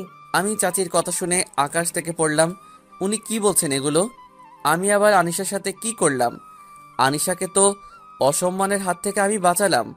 তাহলে কি আনিশা আমাকে মিথ্যা অপবাদ দিয়ে বাড়ি থেকে বের করে দেওয়ার জন্য এসব করছে? চাচি আমাকে বাড়ির বাইরে বের করে দিলেন। আমি কোথায় যাব? আমার তো কেউ নেই এই অচেনা জায়গায়। আর আমার মনে হয় চাচি হয়তো এমনি আমার উপর রাগ করে আছে, তাই হয়তো এমনটা করছে। রাগ কমে গেলে আবার আমাকে বাড়ির ভিতরে নিবে, তাই আমি বাড়ির গেটের সামনে দাঁড়িয়ে আছি। সকালে নাস্তাও হয়নি। আজ মনে হচ্ছে রোদের তাপ অন্য দিনের থেকে বেশি। অনেকক্ষণ হলো দাঁড়িয়ে আছি, না কেউ আসছে না, তাই ভাবলাম একটু দেখে আসি ভিতরে কিছু হচ্ছে নাকি। যেই ভাবা সেই কাজ, বাড়ির ভিতরে ঢুকলাম। ঢুকতেই আনিশা আমাকে দেখে তার হাতে গ্লাস ছিল, আর সেটা আমার দিকে ছুঁড়ে দিল। আমি কিছু বোঝার আগেই আমার কপালে লেগে আমার কপাল কেটে গেল, আর সাথে সাথেই রক্তে আমার জামা পুরো লাল করে দিল। আমি অবাক দৃষ্টিতে আনিশার দিকে তাকিয়ে আছি, কারণ এই সেই মেয়ে যে আমাকে এত ভালোবাসতো। আমি না খেলে সেই খেত না। আমি রাতে ঘুমালে মাঝে মাঝে আমার বুকে মাথা রেখে ঘুমাতো, আর আমার একটু কষ্ট দেখতে পারতো না। আমার জ্বর আসলে সারা রাত আমার পাশে থাকতো, মাঝে মাঝে ঘুরতে নিয়ে যেত। এইসব ভাবছি তখন আনিশা, আম্মু দেখো, এই ছোট লোকের বাচ্চাটা আবার এসেছে। ছোট লোকের সাহস দেখো আম্মু, আমার এত বড় ক্ষতি করো আমার সামনে কেমন করে তাকিয়ে আছে। কুত্তার বাচ্চাকে বাড়ি থেকে বের করে দাও। আনিশার কথা শুনে চাচি আসলো, আর আমার মনটা ভেঙে গেল। দয়া করে আমাদের তো এখন একা থাকতে দে। আমাদের তো যা সর্বনাশ করার করে দিয়েছিস, এখন আর আমাদের কষ্ট দিস না। তুই আমাদের চোখের সামনে থেকে যা। তোর মতো ছোট লোক আর নিচু মনের মানুষকে আমরা দেখতে চাই না। কিন্তু চাচি, আমার অপরাধটা, এটা বলার সাথে সাথে চাচি আমার গালে থাপ্পড় বসিয়ে দিল। আমি অবাক হয়ে চাচির দিকে তাকিয়ে আছি। এবার সত্যি কষ্টে আমার বুকটা ফেটে গেল। আমি আর আমার চোখের পানিটা ধরে রাখতে পারলাম না। আমি কাঁদতে কাঁদতে চাচির পা ধরে বলতে লাগলাম, চাচি, আপনারা ছাড়া আমার আর কে আছে বলুন? আমি তো এই শহরের কিছুই চিনি না। আর আমি সত্যি অসহায়ের মতো হয়ে যাব। আমি আনিশার কোনো সর্বনাশ করিনি, তবুও আপনারা না হয় আর 2টা মাস আমাকে থাকার সুযোগ দেন। কথা দিচ্ছি আমার পরীক্ষাটা শেষ হলেই চলে যাব। আমাকে থাকতে দেন, সারাদিনে না হয় একবেলা খেতে দিবেন, আমাকে বাড়ি থেকে বের করে দিয়েন না। আমি শেষ পর্যন্ত আনিশার পাও ধরলাম, কিন্তু আমাকে থাকতে দিল না। আর এইদিকে আমাকে তাদের বাড়ি থেকে বের করে দিল একটা কুকুরের মতো। আরে ভাই, আমার দোষ কি জানেন? আমরা গরিব, আমরা ছোট লোক। আরও একটা দোষ, মানুষের ভালো করতে নেই, যদি করেন তাহলে তার ফল আপনাকে পেতেই হবে। তাই আমিও পেলাম। আমার কি দোষ ছিল? আমি এখন কার কাছে যাব, কি করব? আমার যে মা বাবা স্বপ্নটা পূরণ করতে হবেই, এইসব ভাবছি আর হাঁটছি। এমন সময় একটা বড় গাছের নিচে আসলাম, সেখানে হেলান দিয়ে বসলাম, আর সাথে সাথেই বৃষ্টি শুরু হয়ে যায়। আজ অনেক কষ্ট হচ্ছে, নিজের ভালোবাসার মানুষটাও আমাকে বিশ্বাস করতে পারল না। সেদিন খুব ভিজলাম, রাতে বৃষ্টি থামলো, কিন্তু আমার জ্বরটা থামলো না, কারণ সারা দিন না খেয়ে আছি, তার উপর আবার কপাল ফেটে গেছে। কোনো রকম সকাল হলো, পকেটে হাত দিয়ে দেখি মোবাইল নাই, তাই নিজের মান সম্মান বাদ দিয়ে মোবাইলটা আনতে আনিশার বাড়িতে গেলাম। আনিশার বাড়িতে গিয়ে দেখলাম দারোয়ান চাচা দাঁড়িয়ে আছে। আমাকে দেখেই আমার কাছে আসলো। আমি চাচাকে সালাম দিয়ে আমার ফোনটা আনার জন্য বললাম। বেশ কিছুক্ষণ পর চাচা আসলো। আমি মোবাইল ফোনটা নিয়ে হাঁটা ধরলাম। চাচা ডাক দিল, বাবা দাঁড়াও। আমি পিছনে তাকিয়ে দেখলাম চাচা নিজেই আমার কাছে এসে আমাকে কিছু টাকা দিলেন। অনেক না করার পরও আমাকে জোর করে দিলেন। আমি টাকাগুলো নিয়ে আসলাম। আমি টাকা দিয়ে কিছু কিনে খেলাম। আমার গন্তব্য এখন ওই বড় গাছটার নিচে। আমি হাঁটছি, দূর থেকে মনে হচ্ছে ওটা আনিশা। আমি দাঁড়িয়ে গেলাম। হ্যাঁ, ওটা আনিশাই। আনুষা ক্লিনিকের সামনে দাঁড়িয়ে আছে। কেন, কিছু হয়েছে নাকি আনিশার? একটু কি দেখা করে আসবো নাকি? না থাক, কি মনে করবে। কিন্তু আনিশা এখানে কি করছে? আনিশার সামনে একজন মহিলা দাঁড়ালো, তার মুখ দেখতে পারছি না, তাও মনে হলো ওটা চাচি হবে। চাচি আর আনিশা গাড়িতে উঠে চলে গেল। আমি কৌতূহল বশত ক্লিনিকের ভিতরে গেলাম। সেখানে একজন ডাক্তারকে পরিচিত লাগছে, কোথায় যেন দেখেছি, মনে পড়ছে না। হ্যাঁ, মনে পড়েছে, এটা তো আনিশাদের ফ্যামিলি ডাক্তার। আমার ভালোই হলো, আমি সহজেই জানতে পারবো, আর ওনার সাথে আমার সম্পর্কটাও ভালো। আমি আর কোনো কিছু না ভেবেই চলে গেলাম ডাক্তার আঙ্কেলের কাছে। আমি সামনে এগোতে লাগলাম। ডাক্তার আঙ্কেল আমাকে দেখেই, আরে রাফি, কেমন আছো? তা কি মনে করে আমার এখানে? আসলে আঙ্কেল, আমার একটা খুব জরুরি কাজ আছে। তা তোমাকে কিভাবে সাহায্য করতে পারি? আঙ্কেল, আপনিই পারবেন আমাকে সাহায্য করতে। আচ্ছা বলো, কি জানতে চাও? আমি দেখলাম আনিশা আর চাচি আসছিল আপনার কাছে। চাচি কি অসুস্থ, নাকি অন্য কোনো কারণে আসছিল আপনার কাছে, নাকি আনিশার কিছু হয়েছে? আঙ্কেল, কিছু হয়েছে কি? আসলে বাবা, কি বলবো তোমাকে, আর কিভাবেই বলবো সেটা বুঝতে পারছি না। আঙ্কেল, হিয়ালি না করে আমাকে সবকিছু বলেন। আসলে আনিশা মনে করছে তার সাথে কেউ জোর জবরদস্তি করছে, আর তার সতীত্ব নাকি নষ্ট হয়েছে, আর সেটা নাকি তুমি আর তোমার বন্ধু মিলে করছো। আমি এই কথা শুনে মাথা নিচু করে আছি আর ভাবছি আমি কি করলাম, আর আনিশা কি বলল। আমি আর কোনো কথা না বলেই সেখান থেকে চলে আসলাম। আমার মাথায় কিছুই ঢুকছে না, কি থেকে কি হয়ে গেল। আমি আবারও গাছের নিচে গিয়ে বসলাম আর ওইসব কথাগুলো ভাবছি। সন্ধ্যা হয়ে গেছে, খুব ক্লান্ত, তাই একটু চোখ বন্ধ করেছিলাম। তখন কেউ আমার কাঁধে হাত দিল। আমি তাকিয়ে দেখি ঈশিতা। আমি তো অবাক হয়ে তাকিয়ে আছি তার দিকে। ও এখানে কি করে? পাঠকদের হয়তো মনে নেই, রংপুর থেকে ঢাকা আসলাম, বাসের পাশের সিটে ঈশিতা। তুমি এখানে কি করো? আর এইভাবে শুয়ে আছো কেন? আর তোমার কপালে কি হয়েছে? এমনি, ও কিছু না। তা কি করো তুমি এখানে? আরে পাগল, আমার বাসার সামনেই তো তুমি আছো। তোমার কি হয়েছে বলো তো? আমাকে বন্ধু ভেবে বলতে পারো। তোমার তোমার চাচার বাসায় ওঠার কথা। কেন যেন ঈশিতাকে বিশ্বাস করতে ইচ্ছা করছে, তাই সব বলে দিলাম। দেখি ঈশিতার চোখে পানি। ঈশিতা আমার হাত ধরে টান দিল। আমি বসা থেকে উঠে দাঁড়ালাম। ঈশিতা আমাকে বলতে লাগলো, এখন তুমি আমার সাথে যাবা। আমি কোথায় যাব? তোমাকে কোনো কথা বলতে হবে না, আর আমার সাথে গেলেই হবে। আমি সত্যি আর নতুন করে অপমানিত হতে পারবো না, আমাকে মাফ করো। ঈশিতা আমাকে জোর করে নিয়ে গেল তার বাড়িতে। তার বাড়ির অবস্থা মোটামুটি মধ্যবিত্ত পরিবার। সে আমাকে তার পরিবারের সাথে আমাকে পরিচয় করে দিল। তার পরিবারের লোকজন খুব ভালো। ঈশিতার কথায় আমাকে তাদের বাড়িতে থাকতে দিলেন। আমি ঈশিতাকে বললাম, ঈশিতা, আমার জন্য তোমাদের কষ্ট করা লাগবে না, তোমরা থাকো, আমি যাই। ঈশিতা আমার হাত ধরে বলল, সবাইকে আনিশার মতো মনে করো কেন? বন্ধুর বাড়িতে তো থাকাই যায় নাকি? আমি অনেক চিন্তা ভাবনা করলাম, যেভাবেই হোক আমি পরীক্ষাটা দিব, তাই রাজি হলাম। ঈশিতা আমাকে একটা ঘর দেখিয়ে দিল আর বলল, ফ্রেশ হয়ে আসো। আমি ফ্রেশ হয়ে আসলাম। সবাই একসাথে রাতের খাবার খেলাম। ঈশিতার বাবা নেই, তার আম্মা আর একটা বড় ভাই আছে। উনি ব্যবসার কারণে বেশিরভাগ সময় বাইরে থাকে। ঈশিতা তার ভাইয়ার রুমে আমার থাকার ব্যবস্থা করলো। আনিশাদের ওখান থেকে আসার সময় দারোয়ান চাচার হাতে একটা চিঠি দিয়ে এসেছিলাম আর বলেছিলাম পরীক্ষাটা শেষ হলে যেন আনিশাকে দেওয়া হয়। আর ওইদিকে আনিশার রিপোর্ট ঠিক আছে, তার সতীত্ব ঠিক আছে, তারপরেও তার মনে কোনো আক্ষেপ নাই। আমাকে তো তারা বাড়িছাড়া করতে পেরেছে, কিন্তু চাচি তার ভুল বুঝতে পেরেছে। এখন কিছুই করার নেই।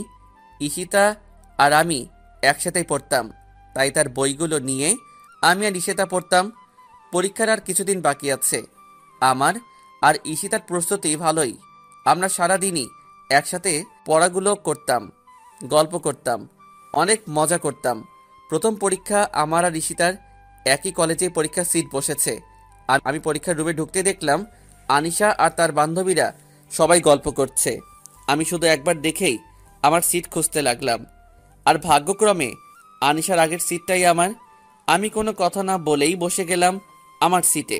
আমার কেমন যেন লাগছে, কেউ হয়তো আমার দিকে তাকিয়ে আছে। আমি আর সেদিকে না লক্ষ্য করে পরীক্ষা দিতে বসলাম। স্যার আসলেন, পরীক্ষা শেষ করলাম। আমি আর ঈশিতা চলে আসলাম। তারপর গণিত পরীক্ষার সময় দেখলাম আনিশার চোখে পানি টলমল করছে। আমি বুঝতে পারছি তার কমন আসে নাই, তাই আমি এমনভাবে বসলাম যেন আনিশা আমার খাতা দেখতে পারে। দেখি সে মাথা নিচু করে আছে, তাই আমি হালকা করে তার মাথায় হাত দিলাম আর ইশারায় বললাম আমার খাতাটা দেখার জন্যে। সে লেখা শুরু করলো, আমিও করলাম। এইভাবে আমাদের পরীক্ষাটা শেষ হলো। আনিশা আমাকে অনেক ডেকেছিল, কিন্তু আমি না শোনার ভান করে চলে আসি। এইভাবেই আমাদের পরীক্ষা শেষ হয়। আমি বুঝতে পারি আনিশা আমার উপর দুর্বল হয়ে গেছে। আমার পরীক্ষা শেষ হওয়ায় ঈশিতাকে নিয়ে ঘুরতে যাই, কারণ কাল আমি রংপুরে চলে যাব। আজ অনেক ঘুরলাম, অনেক এনজয় করলাম, মজা করলাম। আজকের দিনটা আমার সারা জীবন মনে থাকবে। কাল সকালে আমি ঈশিতাকে ও তার পরিবারকে বিদায় দিয়ে চলে আসলাম। ঈশিতার পরিবারের সাথে আমার খুব ভালো সম্পর্ক হয়ে গেছে। আমি বাড়িতে আসলাম, আম্মু দেখছি রান্না করছে। আম্মুকে সালাম করলাম। আম্মু আজ অনেক খুশি। আব্বুকে ফোন দিলাম, কিছুক্ষণের মধ্যেই আব্বু আসলো। আমি ফ্রেশ হয়ে সবার সাথে খাওয়া শেষ করে অনেক গল্প করলাম। জার্নি করে আসার কারণে আব্বু আমাকে ঘুমাতে বলল। আমিও রুমে গিয়ে ঘুমিয়ে পড়লাম। আমি আমার রুমে এসে ঘুমিয়ে গেলাম।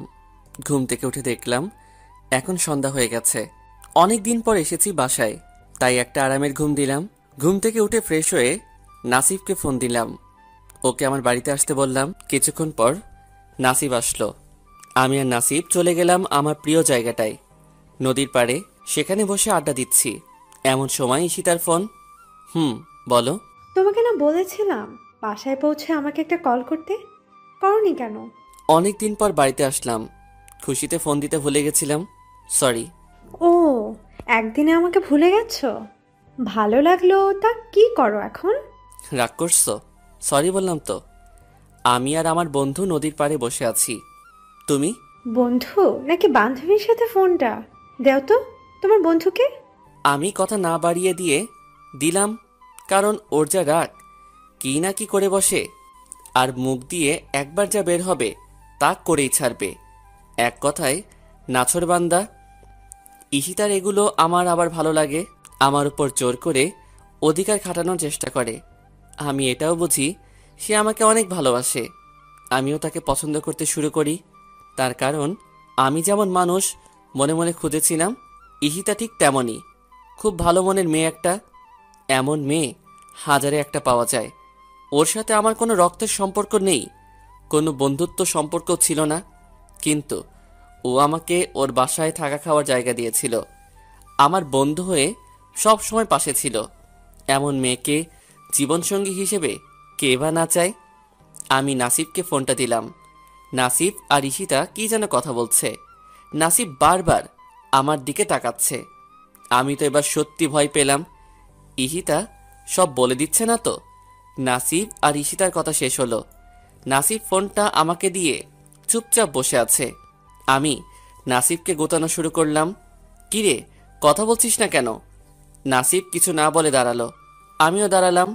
আমি যেই কথা বলতে যাব, নাসিব আমার বাম গালে এক থাপ্পড় দিল। নাসিব আমার হাত ধরে তার মাথায় হাত দিয়ে বলতে শুরু করলো, রাফি, আমাদের বন্ধুদের কসম, ঢাকাতে কি কি হয়েছে আমাকে সব বল। আমি আর অভিনয় করতে পারলাম না। চোখের পানি বাধা মানছে না। আমি নাসিবকে সব বললাম। এখন আনিশাকে আমি শুধু ঘৃণা করি। আমি আর আনিশার সামনে কোনো দিনও যাব না। নাসিবকে সবকিছু বলতে পেরে মনটা একটু হালকা লাগছে। নিজের কাছে এখন অনেকটাই ভালো লাগছে। নাসিবকে ইশিতার কথা বললাম। রাত অনেক হয়ে গেছে, তাই আমি আর নাসিব নিজের বাড়িতে আসলাম। আমি বাড়িতে এসে খাওয়া শেষ করে আম্মু আব্বুর সাথে অনেক গল্প করে ঘুমিয়ে গেলাম। সকালে ঘুম ভাঙলে নামাজে গেলাম। নামাজ থেকে এসে আব্বুকে বললাম, আব্বু, আমিও আপনার সাথে কাজ করতে চাই। এখন তো আমি ফাঁকাই আছি, এই সময় কাজ করতে পারলে একটু ভালো হতো। আব্বু আম্মুর সাথে পরামর্শ করে বলল, কাজ কিন্তু খুব কঠিন, কিন্তু তুমি যখন চাইছো চলো না একদিন আমার সাথে।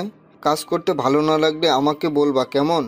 তোমার বেশি কষ্ট হলে আমি তোমাকে আর কাজ করতে দিব না। আব্বু, আপনি কোনো চিন্তা করেন না, আমাকে আপনার সাথে কাজে নেন, আমি পারবো ইনশাল্লাহ। আমি আর আব্বু কাজে গেলাম। আমি আব্বুর সাথে রাজমিস্ত্রির কাজ করতে গেলাম। আজ আমার কাজ হলো ইট নিয়ে 3য় তলায় দিয়ে আসা। আমার সাথে আরও একজন ছিল। আমি কয়েকবার কাজ করার পর আর পারছি না, তাও করতে লাগলাম। আমার পুরো শরীর ঘেমে গেছে। আমি আমার মতো কাজ করলাম। আজ অনেক ক্লান্ত লাগছে। আমার হাতে ফোসা পড়ে গেছে, হাত জ্বলছে। তবে কাজ শেষে যখন 300টা টাকা পেলাম, মনে হলো আমার কাছে এগুলো কোনো কষ্টই না। আমার জীবনে প্রথম রোজগারের টাকা। আজ আমি অনেক খুশি। সন্ধ্যার পর কাজ শেষ করে আমি আর আব্বু একসাথে কাজ করে বাসায় ফিরলাম। অনেকটা ক্লান্ত লাগছে। আমি আমার জীবনের প্রথম রোজগারের টাকা আম্মুর হাতে তুলে দিলাম। এতে আম্মু এত খুশি হলো যে বলার মতো না। আম্মু কেঁদে ফেলেছে। আমি আম্মুকে সান্ত্বনা দিলাম, আম্মু, তোমার এই ছোট ছেলেটা আর আগের ছেলেটা নেই, সে এখন বড় হচ্ছে। দোয়া করো আম্মু, জীবনে যেন কিছু একটা করতে পারি। আমি আজ একটু তাড়াতাড়ি খাওয়া দাওয়া করেই ঘুমাতে গেলাম, কিন্তু আমার শরীর খুব ব্যথা করছে। এখন কোনো রকমে ঘুমাতে পারলাম। মাঝরাতে আমার ঘুম চলে আসলো। আমি ঘুমিয়ে গেলাম। সকালে উঠলাম, নামাজ পড়ে এসে নাস্তা করে আব্বুর সাথে কাজে গেলাম। এইভাবেই দিন কাটতে লাগলো। মাঝে মাঝে ইশিতার সাথে কথা হয়। আনিশাও আমাকে ফোন দেয়, কিন্তু আমি ধরি না। আমার ওর উপর এখন কোনো ফিলিংস নেই।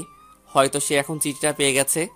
আমি চিঠিতে বেশি কিছু লিখি নাই, ম্যাম, পৃথিবীর সবাইকে এক মনে করতে নেই, আর যে যেরকম কাজ করবে সে তার ফল পাবেই। আপনিও পাবেন, তবে হয়তো সেই দিন এমন কিছু হবে কিছুই করতে পারবেন না। আমি সত্যি আপনাকে ভালোবাসতে চেয়েছিলাম, আপন করতে চেয়েছিলাম। ঠিকভাবে খোঁজ খবর নিয়ে দেখেন। চোখ থাকলে দেখতে পাবেন, মুখ থাকলে বলতে পারবেন, আর কান থাকলে শুনতে পাবেন। আল্লাহ না করুক এই রাফির কারণে আপনাকে চোখের পানি ফেলা লাগে। দোয়া করি ভালো থাকবেন। চাচা চাচিরে দেখে রাখবেন, তারা মাটির মানুষ, খুব ভালো তারা। ইতি, এই পৃথিবীর পরিচিত মানুষ, ছোট লোক। এখন প্রায় আমি আর আব্বু কাজে যাই। এখন আর আল্লাহর রহমতে কাজ করলে আর কোনো সমস্যা হয় না। এইভাবেই আমার আড্ডা, কাজ আর ইশিতাকে নিয়ে আর বাবা মাকে নিয়েই ভালোই আছি। আজ কাজ করে বাড়িতে এসে দেখি আমাদের বাড়ির সামনে গাড়ি। ভালো করে দেখে চিনতে পারলাম এটা ছোট আব্বুর গাড়ি। কিন্তু এখানে কেন? তার মানে কি ছোট আব্বু আমাদের বাড়িতে এসেছে?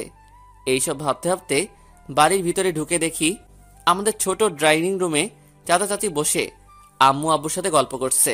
আসসালামু আলাইকুম ছোট আব্বু। ওয়ালাইকুম আসসালাম বাবা। রাফি, তোমার এমন অবস্থা কেন? কাজে গেছিলাম, আপনারা গল্প করেন, আমি ফ্রেশ হয়ে আসছি। আমি আমার রুমে ঢুকে তো অবাক, দেখি আনিশা আমার রুমে বসে বসে আমার আঁকা পেন্টিংগুলো দেখছে। আমি কিছু না বলে আমার কাপড় নিয়ে বাথরুমে গিয়ে গোসল করে ফ্রেশ হয়ে বের হলাম। রাফি, কেমন আছো?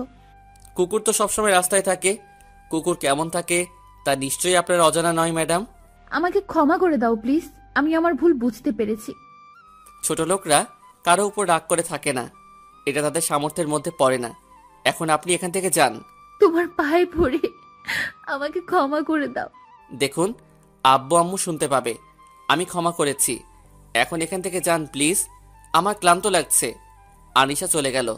আমি বিছানায় গাটা হেলে দিলাম। কখন যে ঘুমিয়ে গেছি। আম্মুর ডাকে ঘুম ভাঙলো। বাবা রাফি, খেতে আয়। যাচ্ছি। আম্মু শোনো। বল। ছোট আব্বুরা এখানে এসেছে কেন? তোকে নিয়ে যেতে এসেছে। না আম্মু, আমি তোমাদের ছেড়ে আর কোথাও যাব না। এখন তো আমার পড়া নেই। এইসব পরে হবে, এখন খেতে আয়। আম্মু তুমি যাও, আমি ফ্রেশ হয়ে আসছি। আমি ফ্রেশ হয়ে খেতে গেলাম। আমার পাশে আনিশা বসেছে। আমার অসহ্য লাগছে ওর পাশে বসে থাকতে। রাফি, তুমি কি আমাদের সাথে কাল ঢাকায় যাবে? ছোট আব্বু, এখন যে কি করব? রেজাল্ট বের হোক, যদি ভালো ভার্সিটিতে চান্স পাই তখন দেখা যাবে। আর আব্বু আম্মু ছাড়া থাকতে আমার ভালো লাগে না। না আব্বু, রাফি আমাদের সাথেই থাকবে। রাফি ঠিকই বলেছে। এখন যে কি করবে? আমাদের সাথে কয়েকদিন থাক। আব্বু, তাহলে আমি এখানে থাকি, রাফির সাথে আমি ঢাকায় যাব। আমার ভীষণ রাগ উঠছে মেয়েটার উপর। এখানে যে কি মতলব নিয়ে এসেছে আল্লাহ। আর এই ছলনাময় মেয়েটাই ভালো জানে এত নিখুঁত অভিনয় মানুষ করতে পারে। আপনি এখানে থাকতে পারবেন না। থাকা খাওয়া সবই কষ্টের। আর আপনাকে ছাড়া চাচা চাচিও থাকতে পারবে না। রাফি ঠিকই বলেছে মা, আমাদের এখানে তোমার কষ্ট হবে। তুমি কাল রাফির সাথে ভালো করে গ্রামটা ঘুরে দেখিও। আনিশার ন্যাকামিগুলো আমার আর সহ্য হচ্ছে না। তাড়াতাড়ি খেয়ে ওখান থেকে চলে আসলাম। রুমে এসে নাসিবকে কল দিলাম। হ্যাঁ রাফি বল। আমি আজ তোর সাথে থাকবো। আমাদের বাড়িতে আত্মীয় এসেছে। চলে আয়, তোর সাথে থাকতে আমারও ভালো লাগবে। দারুণ মজা হবে। দোষ আয়। আমি একটু পর আসছি। আমাদের বাড়িতে রুম মাত্র 4টা। 3টা থাকার ঘর, একটাতে আব্বু আম্মু থাকে, একটাতে আমি, আর একটা আত্মীয় স্বজন আসলে, আর একটা রান্নাঘর। আমি শুয়ে শুয়ে ফোনে গেম খেলছি। এমন সময় আনিশা আসলো। তুমি আমার সাথে এমন করছো কেন রাফি? আপনাকে আমার সহ্য হয় না। আমি আপনার কাছে হাত জোর করে ক্ষমা চাচ্ছি। আমার আব্বু আম্মুর কাছে আমাকে ছোট করবেন না। তারা আমাকে অনেক ভালোবাসে। যদিও ভালোবাসা মানে আপনি বুঝেন না। আমার ভুল আমি বুঝতে পেরেছি। আমি এখন সত্যিই তোমাকে ভালোবাসি রাফি। আপনার মুখে সত্যি কোনটা মিথ্যা কোনটা আমি বুঝতে পারি না। আমি আর তানিশার কথা না শুনে রুম থেকে বের হয়ে আসলাম। আম্মু, আমি নাসিবের বাসায় যাচ্ছি থাকতে। সাবধানে যা। আচ্ছা। আমি নাসিবের বাসায় যাচ্ছি। এমন সময় ফোনটা বেজে উঠল। ঈশিতা কল করেছে। হ্যালো। কেমন আছো? ভালো, তুমি? ভালো। রাতে খেয়েছো? তুমি? কি করো? হাঁটতেছি। তুমি? শুয়ে আছি। এত রাতে তুমি বাইরে হাঁটছো? যাও, বাসায় যাও, এখনই যাও বলছি। পাগলিটা শাসনগুলো আমার অনেক ভালো লাগে। নাসিবের বাসায় যাচ্ছি। এত রাতে কেন? কি কাজ আছে? সকালে যাওয়া যেত না? যদি কিছু একটা হয়ে যায়? আরে বাবা, এটা শহর না, গ্রাম। বেশি গাড়ি চলে না। তুমি টেনশন করো না। আমি এত কিছু শুনতে চাই না। তুমি বাড়ি ফিরে যাবা কি না সেটাই বলো। আমাদের বাসায় আত্মীয় এসেছে, তাই থাকার জায়গা নেই। তাই নাসিবের কাছে থাকার জন্য যাচ্ছি। ও, আগে বলবা না কোনো আত্মীয় এসেছে? আনিশা আর ওর আব্বু আম্মু। তোমাকে বাসা থেকে কুত্তার মতো ব্যাত করে দিয়ে, মিথ্যা ভালোবাসার জীবনটা নষ্ট করে দিয়ে এখানে এসেছে কেন? জানি না, ওকে আমার অসহ্য লাগে। এখন বাই, আমি নাসিবের বাসায় চলে আসছি। রাফি শুনো, তুমি কি এখনো আনিশাকে ভালোবাসো? না, আর কখনো না। খুব ঘৃণা করি আমি। ওকে, বাই, গুড নাইট। আমি জানি ঈশিতা আমাকে খুব ভালোবাসে। ওকে ভালোবাসার ইচ্ছা আমার মনেও জাগে, কিন্তু তা সম্ভব না কখনো। ওর বিয়ে হবে বড় কোনো চাকরিজীবীর সাথে, আর আমার বিয়ের আগে আমার পক্ষে ভালোবাসা সম্ভব না আর কাউকে। যদিও আমি জানি ঈশিতার মতো মেয়ে লাখে একটা হয়। এই একটা পাওয়ার ভাগ্য নিয়ে আমি জন্মাইনি। আমি নাসিবের কাছে আসলাম। কে এসেছে রে? আনিশা আর চাচা চাচি। কি বলিস? কখন এসেছে? জানি না। আমি কাছ থেকে বাসায় ফিরে দেখি ওরা আমাদের বাড়িতে। এখন এসেছে? আমাকে ঢাকায় নিয়ে যেতে। তা তুই কি যাবি? তোর কি মনে হয় এত কিছুর পরও আমি ওদের এখানে যাব? আমরা দুই বন্ধু অনেকক্ষণ গল্প করতে করতে ঘুমিয়ে গেলাম। ফজরের আজানে ঘুম ভাঙলো। নাসিবকে ডাকিয়ে উঠিয়ে দুইজনে নামাজ পড়তে আসলাম। নামাজ পড়ে একটু হাঁটাহাঁটি করে আমি আমার বাসায়, নাসিব ওর বাসায় চলে গেল। আমি বাসায় গিয়ে দেখি আনিশা বাসার সামনে দাঁড়িয়ে আছে। আমি ওকে দেখেও না দেখার ভান করে চলে আসতেছি। রাফি, আমি না শোনার ভান করে চলে আসছি। তানিশা আমার পিছু পিছু আসলো। বড় আম্মু, বড় আম্মু। মা বল। রাফিকে বলো না আমাকে গ্রামটা ঘুরিয়ে দেখাক, এখানে সকালটা ভালো লাগছে। রাফি, তুই কি কানে শুনতে পাচ্ছিস না? যা ওকে ঘুরিয়ে দেখা। আসুন। আনিশা আমার সাথে সাথে হাঁটছে, দুইজনে চুপচাপ হাঁটছি। ওয়াও, অনেক সুন্দর পাখির দলগুলো। আমি চুপচাপ হাঁটছি, আনিশা পিছে গেছিল, তাই দৌড়ে এসে আমার হাত ধরলো। এত জোরে কেউ হাঁটে? আমি হাত ঝটকা দিয়ে নিজের হাতটা ছাড়িয়ে নিলাম। আমি তোমাকে ভালোবাসি আর তোমাকেই বিয়ে করব। আমাকেও তোমাকে ভালোবাসতে হবে। আমি আর বোকা নই। বৃষ্টি আগে আর পরে আকাশ এক থাকে না। আমি বেঁচে থাকতে ও আপনার মতো নির্লজ্জ নিচু মনের মেয়েকে বিয়ে করব না। একটা নারী সব থেকে শ্রেষ্ঠ সম্পদ হচ্ছে তার ইজ্জত। এটা নিয়েও আপনি থাক বলতে আমার ঘৃণা লাগছে। এই মনে ভালোবাসা নেই। আপনি চলে যান, এটাই ভালো হবে। আমি তো বলছি ভুল করছি। ভুল তো ভুলেই হয়, ক্ষমা করে দিয়েছি। আজ চলে যাবেন? আমি যাব না। আমি কিছু না বলে হাঁটছি। ওকে গ্রাম ঘুরিয়ে বাসায় আসলাম। বাসায় এসে সবাই একসাথে নাস্তা করলাম। নাস্তা করে আমি আমার রুমে আসলাম। আব্বু বাইরে গেল। আম্মু রান্নাঘরে, ছোট আব্বু আর ছোট আম্মু আমার কাছে আসলো। বাবা রাফি, আমাকে ক্ষমা করে দিও, আমরা তোমাকে ভুল বুঝেছি। আমি কিছু মনে করিনি, আপনারা চিন্তা করবেন না। আমার আব্বু আম্মু এই বিষয়ে কিছু জানে না। ওনারা জানে আমি আপনাদের বাসা থেকে পরীক্ষা দিয়েছি। তুমি ভাইজানের মতোই হয়েছো। আমাদের সাথে চলো বাবা। আর আনিশা ওর ভুল বুঝতে পেরেছে। ও বাচ্চা মেয়ে, বুঝতে পারেনি, মাথা যেটা এসেছে সেটাই করেছে। আমি জানি, আমি কিছু মনে করিনি। আমাকে ক্ষমা করবেন, আমি যেতে পারবো না। বিকেলে আনিশারা চলে গেল। আনিশা অশ্রুসিক্ত নয়নে আমার দিকে তাকিয়েছিল। আমার কিছু করার ছিল না। আমি ওকে একদম বিশ্বাস করতে পারি না, কারণ বিশ্বাস করে ঠকেছি। এই চোখের পানিতে আমি ওই ঢাকা শহরে অনাহারে রাজপথে ভুগেছি। তখন নিঃস্বার্থভাবে ঈশিতা আমার পাশে ছিল, না হলে আজ আমার লাশ অথবা আমাকে কোনো গলিতে পড়ে থাকতে হতো।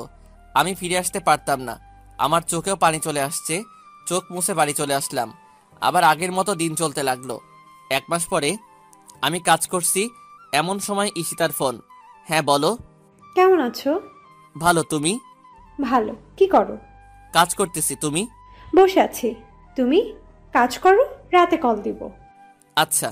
রাতে ঈশিতা কল দিল। খেয়েছো? তুমি? কাল তো আমাদের রেজাল্ট দিবে। আমার তো খুব টেনশন লাগছে। তোমার তো ভালোই দিন কাটছে। আরে না, টেনশন হচ্ছে, কিন্তু আমার মনে হয় না তোমার মতো ভালো রেজাল্ট হবে। যাই হোক, আমার একটু কাজ আছে। নাসিব আমার জন্য অপেক্ষা করছে, আমাকে যাওয়া লাগবে। আচ্ছা যাও, নিজের খেয়াল রাখো। আচ্ছা, তুমিও। তোমাকে খুব মিস করছি। কবে আসবে ঢাকায়? আমার মনে হচ্ছে আমার আর যাওয়া হবে না। কেন? আমি আর যেতে চাই না। ঈশিতার মনে হয় মনটা খারাপ হয়ে গেল। ও আচ্ছা, রাখো তাহলে, তোমাকে কাল ফোন দিব। দিও।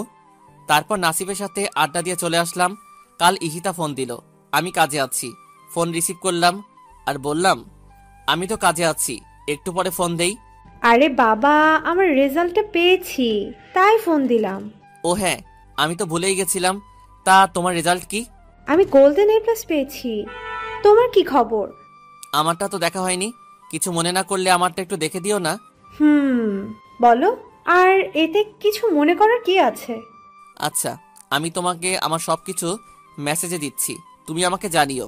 আচ্ছা দাও। আমি ঈশিতাকে আমার সবকিছু দিলাম, কাজ করছি। এমন সময় আবার ফোন আসলো। আমি ফোনটা বের করে দেখলাম আনিশা ফোন দিয়েছে। আমি কলটা কেটে ফোনটা অফ করে রেখে দিলাম আর কাজ করতে লাগলাম। কাজ করতে করতে ভুলেই গেছিলাম যে ঈশিতা আমাকে ফোন দিবে। সন্ধ্যায় বাড়িতে গিয়ে গোসল করে খাওয়া দাওয়া করলাম। ফোনটা হাতে নিয়ে দেখলাম ফোনটা অফ হয়ে পড়ে আছে। আমি অন করলাম, দেখলাম আনিশা আমাকে অনেকগুলো কল দিয়েছিল, আবার মেসেজ দিয়েছে। আমি সেগুলো না দেখেই অল ডিলিট করে দিলাম। আমি ঈশিতাকে ফোন দিলাম। ঈশিতার সাথে সাথেই ফোন ধরলো। কি করছো? তোমার জন্যই বসেছিলাম। তা তোমার ফোন অফ ছিল কেন? আর বলো না, আনিশা ফোন দিয়েছিল তাই বন্ধ রেখেছিলাম। ও। আমার রেজাল্টটা কি বলো তো? আমি জানি খারাপ করেছি। জানি। আসলে খারাপ করেছো? কোনো রকম পাশ করেছো। ও, মনটা আসলেই খারাপ হয়ে গেল। আমি ভেবেছিলাম ভালো রেজাল্ট হবে, আব্বু আম্মুর সব স্বপ্ন পূরণ করব। সব শেষ।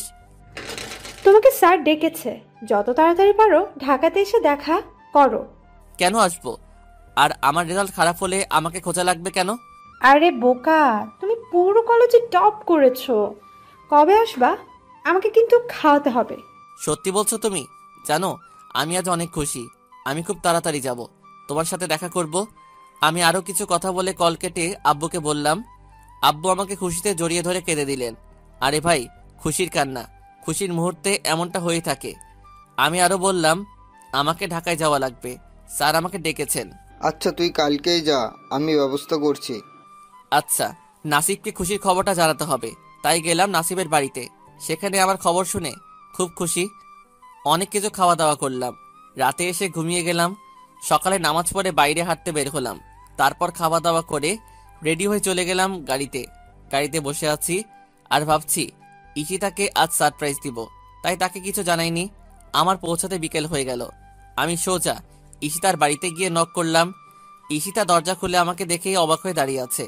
আমি কি তাহলে ভুল বাড়িতে আসলাম? তাহলে চলে যাই। ইশিতা কিছু না বলেই আমার পথ আটকিয়ে ধরে আমাকে জড়িয়ে ধরলো। তুমি আসবা, আমাকে জানাবা না? আমি ইশিতার কাছ থেকে নিজেকে ছাড়িয়ে নিয়ে আমাদের মাঝে দূরত্ব বজায় রাখলাম। আমি ইশিতার বাড়িতে ঢুকলাম, আন্টির সাথে কথা বলে ফ্রেশ হয়ে আসলাম। খাওয়া দাওয়া করে ঘুম দিলাম। মাঝরাতে আমার দম বন্ধ হয়ে আসছে আর আমার কানে কেমন যেন গুনগুন করে আওয়াজ আসছে। আমি ভয় পেয়ে গেলাম। আমি কেন উঠতে পারছি না? আমার আবার কি হলো? আমি নড়তে পারছি না কেন? আমার আরো ভয় করতে লাগলো। আমি এক ঝটকা দিয়ে উঠে পড়লাম আর সাথে সাথে আলো জ্বালালাম। আর আমি লাইট জ্বালিয়ে তো পুরোই অবাক। এটা আমি কি দেখছি? আমি তো পুরোই অবাক। এটা আমি কি দেখলাম?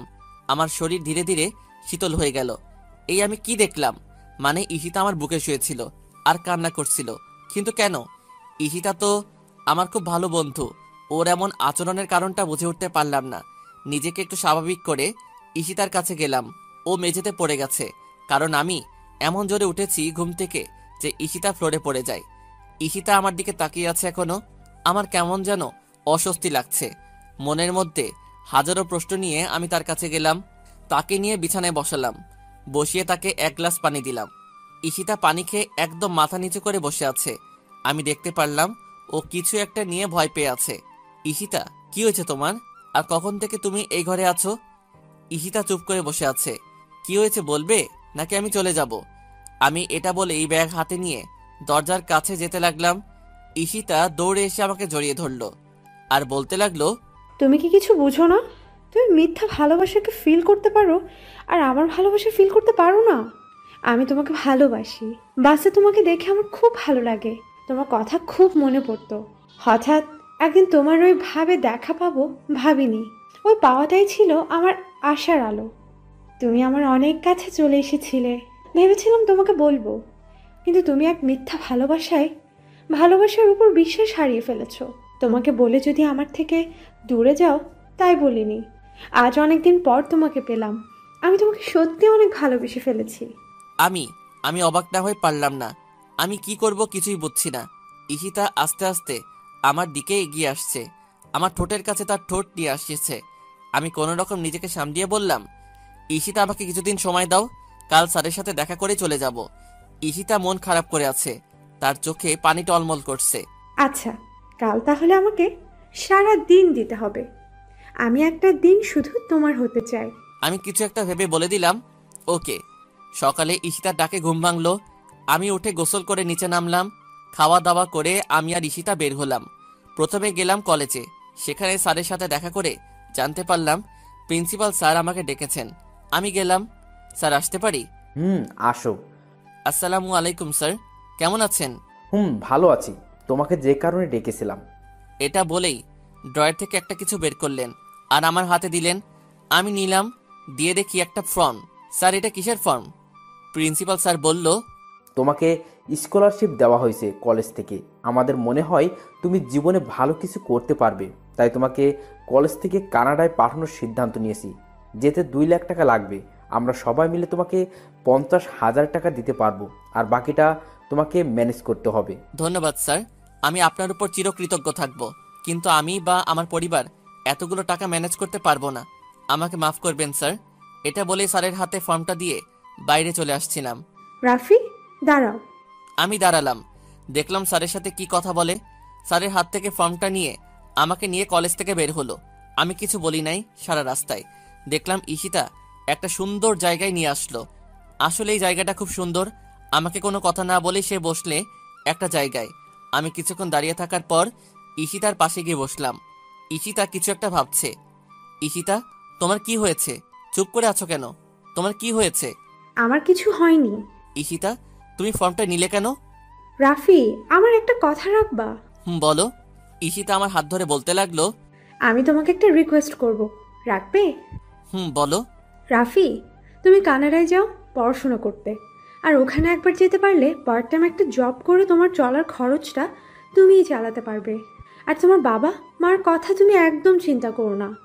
আমি তোমার মা বাবাকে আমার নিজের করে নিব। আর তুমি যতদিন না নিজের পড়াশোনা করে আসছো, আমি তোমার বাড়ি থেকে তোমার মা বাবাকে দেখব। সব ঠিক আছে, কিন্তু আমি এতগুলো টাকা কিভাবে অ্যারেঞ্জ করব? তোমাকে এগুলো নিয়ে চিন্তা করতে হবে না, আর আমি দেখি কি করা যায়। আমাকে ঈশিতা এখন দেশের বাইরে পাঠাবেই। আমি ঈশিতার জোড়াজড়িতে রাজি হলাম। সন্ধ্যায় বাড়িতে গেলাম। ফ্রেশ হয়ে এসে আমার রুমে বসে আছি। এমন সময় ঈশিতা আসলো আমার রুমে। কি করছো? এই তো বসে আছি, আর ভাবছিলাম এতগুলো টাকা পাবো কোথায়। ঈশিতার হাতে কিসের যেন বাক্স ছিল, তা আমার দিকে বাড়িয়ে দিল। আমি দেখি কয়েকটা গহনা আছে। এগুলো কি ঈশিতা? আর আমাকে দেখাচ্ছ কেন? এগুলো আমার বিয়ের জন্য আম্মু আর ভাইয়া তৈরি করে দিয়েছিলেন, আর এগুলো আমি তোমাকে এগুলো দিলাম। এগুলো বিক্রি করলে আমার জানা মতে 1,00,000 টাকা মতো পাবে, আর বাকি টাকাগুলোও ম্যানেজ হয়ে যাবে। তোমাকে এত চিন্তা করতে হবে না। ঈশিতা, তুমি এগুলো কি বলছো? এগুলো নেওয়া আমার পক্ষে সম্ভব না। আর তোমার একটা ভবিষ্যৎ আছে। আমি এতটাও স্বার্থপর হতে পারবো না। আর তুমি আমার জন্য এগুলো কেন করছো? রাফি, আমি তোমাকে ভালোবাসি, আর আমার সব কিছু তোমার। আমি জানি তুমি আমাকে ভালোবাসো না, কিন্তু আমার ভালোবাসার জন্য না হয় আমাকে এগুলো করতে দাও। আমাকে মানা করো না প্লিজ। এগুলো বলেই কান্না করতে করতে চলে গেল। আমি তার চলে যাওয়া দেখলাম আর ভাবতে লাগলাম, একটা মেয়ে এতটা কিভাবে ভালোবাসতে পারে। আমি ঈশিতাকে না পেলে হয়তো আমি বুঝতামই না ভালোবাসা কি জিনিস। তুমি সত্যি আমার জীবনে একটা অমূল্য রতন। আমি তোমাকে হারাতে পারবো না। আমি আমার সব দিয়ে তোমার ভালোবাসার মান রাখবো। ঈশিতা, আমিও না তোমাকে অনেক ভালোবেসে ফেলেছি। এগুলো ভাবতে ভাবতেই ঘুমিয়ে গেছি। রাতে মনে হলো আবার কেউ আমার বুকে শুয়ে আছে। আমি জানি এটা কে, তাই আর উঠলাম না। দেখি পাগলিটা কি করে। আমি তো তোমাকে আমার থেকেও বেশি ভালোবাসি, সেটা কি তুমি বুঝো না? জানি বিদেশে গিয়ে আমাকে ভুলে যাবা, ওখানে তো অনেক সুন্দর সুন্দর মেয়ে দেখবা, আমাকে ভুলে যাবে। আমি তোমাকে ছাড়া থাকতে পারবো না। আমি তোমাকে এত ভালোবাসি, আমার ভালোবাসার মানটা একটু রেখো। ঠিকমতো পড়াশোনা করো, করে দেশে ফিরে এসো। কথা দিচ্ছি তোমার সামনে আমি আর কোনো দিনও হাসবো না। কিন্তু তুমি যেদিন দেশে আসবা, আমি তোমাকে না হয় দূর থেকে একবার দেখবো। ঈশিতা জানে না আমি ওর সব কথা শুনছি। আমিও ঈশিতাকে জড়িয়ে ধরলাম। আমার পাগলিটা কি আমাকে এত ভালোবাসে? আর আমি আমার পাগলিটাকে ভালোবাসতে পারবো না? আমিও তোমাকে ভালোবাসি। ঈশিতা এবার সত্যি লজ্জা পেয়ে বলল, তুমি ঘুমাওনি বজ্জাত ছেলে? এটা বলেই দিল বুকের মাঝে কিল দিয়ে এক দৌড়। আর আমি বসে হাসতে লাগলাম। আমাকে সত্যি খুব ভালোবাসে। আমি রাতেই আব্বুকে ফোন দিলাম। কিরে এত রাতে ফোন দিলি যে, কোনো বিপদ হলো নাকি? আব্বু, বিপদ একটা হয়েছে। আম্মুকে একটু ফোনটা দেন তো, আম্মুর সাথে কথা আছে। আব্বু ফোনটা আম্মুকে দিল। আমি আম্মুকে ঈশিতার সব কথা বললাম, আর সাথে কানাডায় যাওয়ার কথাটা বললাম। আমার কথা শুনে আম্মু মনে হয় খুব খুশি হয়েছে। আম্মু, তুমি আব্বুকে রাজি করিও। ঈশিতা আমাকে খুব ভালোবাসে, আর ও খুব ভালো মেয়ে। আরে পাগল, তোকে বলতে হবে না, তোর বাবা সব শুনেছে আর সে রাজি। বাবা তুই এখন ঘুমা। আমি সকালে উঠে বসে আছি। ঈশিতা আসলো। তা স্যার, আপনার ঘুম ভেঙেছে? নিচে তো সবাই আছে। আমি আস্তে আস্তে ঈশিতার সামনে দাঁড়ালাম। ঈশিতাকে শক্ত করে জড়িয়ে ধরে বললাম, আমি তোমার কথা আমার আম্মুকে বলেছি, আর তোমাকে দেখতে চেয়েছে। তুমি কি আমার বউ হবে? আমার হাত ধরে বুড়ি হবে, কিন্তু ভালোবাসাটা এখনকার মতোই থাকবে। অনুভূতিগুলো সব টাটকা থাকবে। আজ যেমনটা আছে। আমার বাবুর আম্মু হবে। জানি না। এটা বলেই মুখ ঢেকে লজ্জা পেয়ে হাসতে হাসতে চলে গেল। আমিও চলে গেলাম। সকালে নাস্তা করে রুমে আসলাম। এর মাঝে ঈশিতার সাথে একটা কথাও হয়নি। তাকে দেখতে খুব ইচ্ছা করছে। ঈশিতা আমার রুমে এসে বলতে লাগলো, তোমার ফর্মটা পূরণ করেছো? না গো, একটু করে দাও না। আমি পারবো না। আমি কি তোমার বিয়ে করার বউ নাকি? এখন আমার বউ না, তবে আমার হবু বউ। এটা বলেই পিছন থেকে জড়িয়ে ধরলাম। ঈশিতা লজ্জায় লাল হয়ে গেল। আমি আর ঈশিতা একসাথে ফর্মটা পূরণ করে করে কলেজে গেলাম। ফর্মটা জমা দিয়ে গহনাগুলো বিক্রি করলাম। বাড়িতে আসলাম। আমার এখন কিছুই ভালো লাগছে না। ঈশিতা আসলো আমার রুমে এসে কাঁদতে লাগলো আর বলল, আমাকে তুমি ভুলে যাবে না তো? তোমাকে খুব ভালোবাসি আমি। আমি ঈশিতাকে জড়িয়ে ধরে বলতে লাগলাম, আমার জন্য দোয়া করো, যেন আমি তাড়াতাড়ি পড়া শেষ করে ভালো একটা চাকরি করতে পারি। আর তোমাকে যেন আমি এই পৃথিবীতে না আখিরাতেও তোমাকে আমার করে যেন পাই। আজ আমার মনটা খারাপ, সব কাজ হয়ে গেছে। 1 সপ্তাহ পর আমার ফ্লাইট। আমি ঈশিতাকে ছাড়া কিভাবে থাকবো? আব্বু আম্মুও আমাদের সম্পর্কটা মেনে নিয়েছে। দেখতে দেখতে আমার ফ্লাইটের টাইম হয়ে গেল। এয়ারপোর্টে আম্মু, আব্বু, ঈশিতা, তার মা সবাই এসেছে। আমার খুব কান্না করতে ইচ্ছে করছে। সবাইকে বিদায় দিয়ে আসছিলাম, পিছনে গিয়ে ঈশিতার কাছে ওকে জড়িয়ে ধরলাম আর কান্না করতে লাগলাম। আমার কান্না দেখে সেও কান্না করতে লাগলো। টাইম হলো, ফ্লাইটে গিয়ে বসলাম। আমার চোখ দিয়ে পানি পড়া যেন থামছেই না। আমি কানাডার এয়ারপোর্টে পৌঁছালাম আর দেখলাম আমাদের কলেজের নাম আর আমার নাম নিয়ে একজন দাঁড়িয়ে আছে। আমি গেলাম, আমার পরিচয় দিলাম। আমাকে নিয়ে গেল তার গাড়ির কাছে। গাড়িতে বসলাম। প্রায় 50 মিনিট পর আমাকে একটা বাড়ির কাছে নিয়ে নামিয়ে দিল। বুঝলাম এখানে আমার থাকার ব্যবস্থা করা হয়েছে। আমি ভিতরে গিয়ে দেখলাম অনেক সুন্দর ঘর। আমি ফ্রেশ হয়ে আব্বু আম্মুর সাথে কথা বললাম। আর কথা বলা শেষে ঈশিতাকে ফোন দিলাম আর ওর সাথে অনেক কথা বললাম। এইভাবেই প্রতিদিন আমার কথা হয়, আব্বু আম্মুর সাথেও কথা হয়। আমি এখানে একটা জব করি।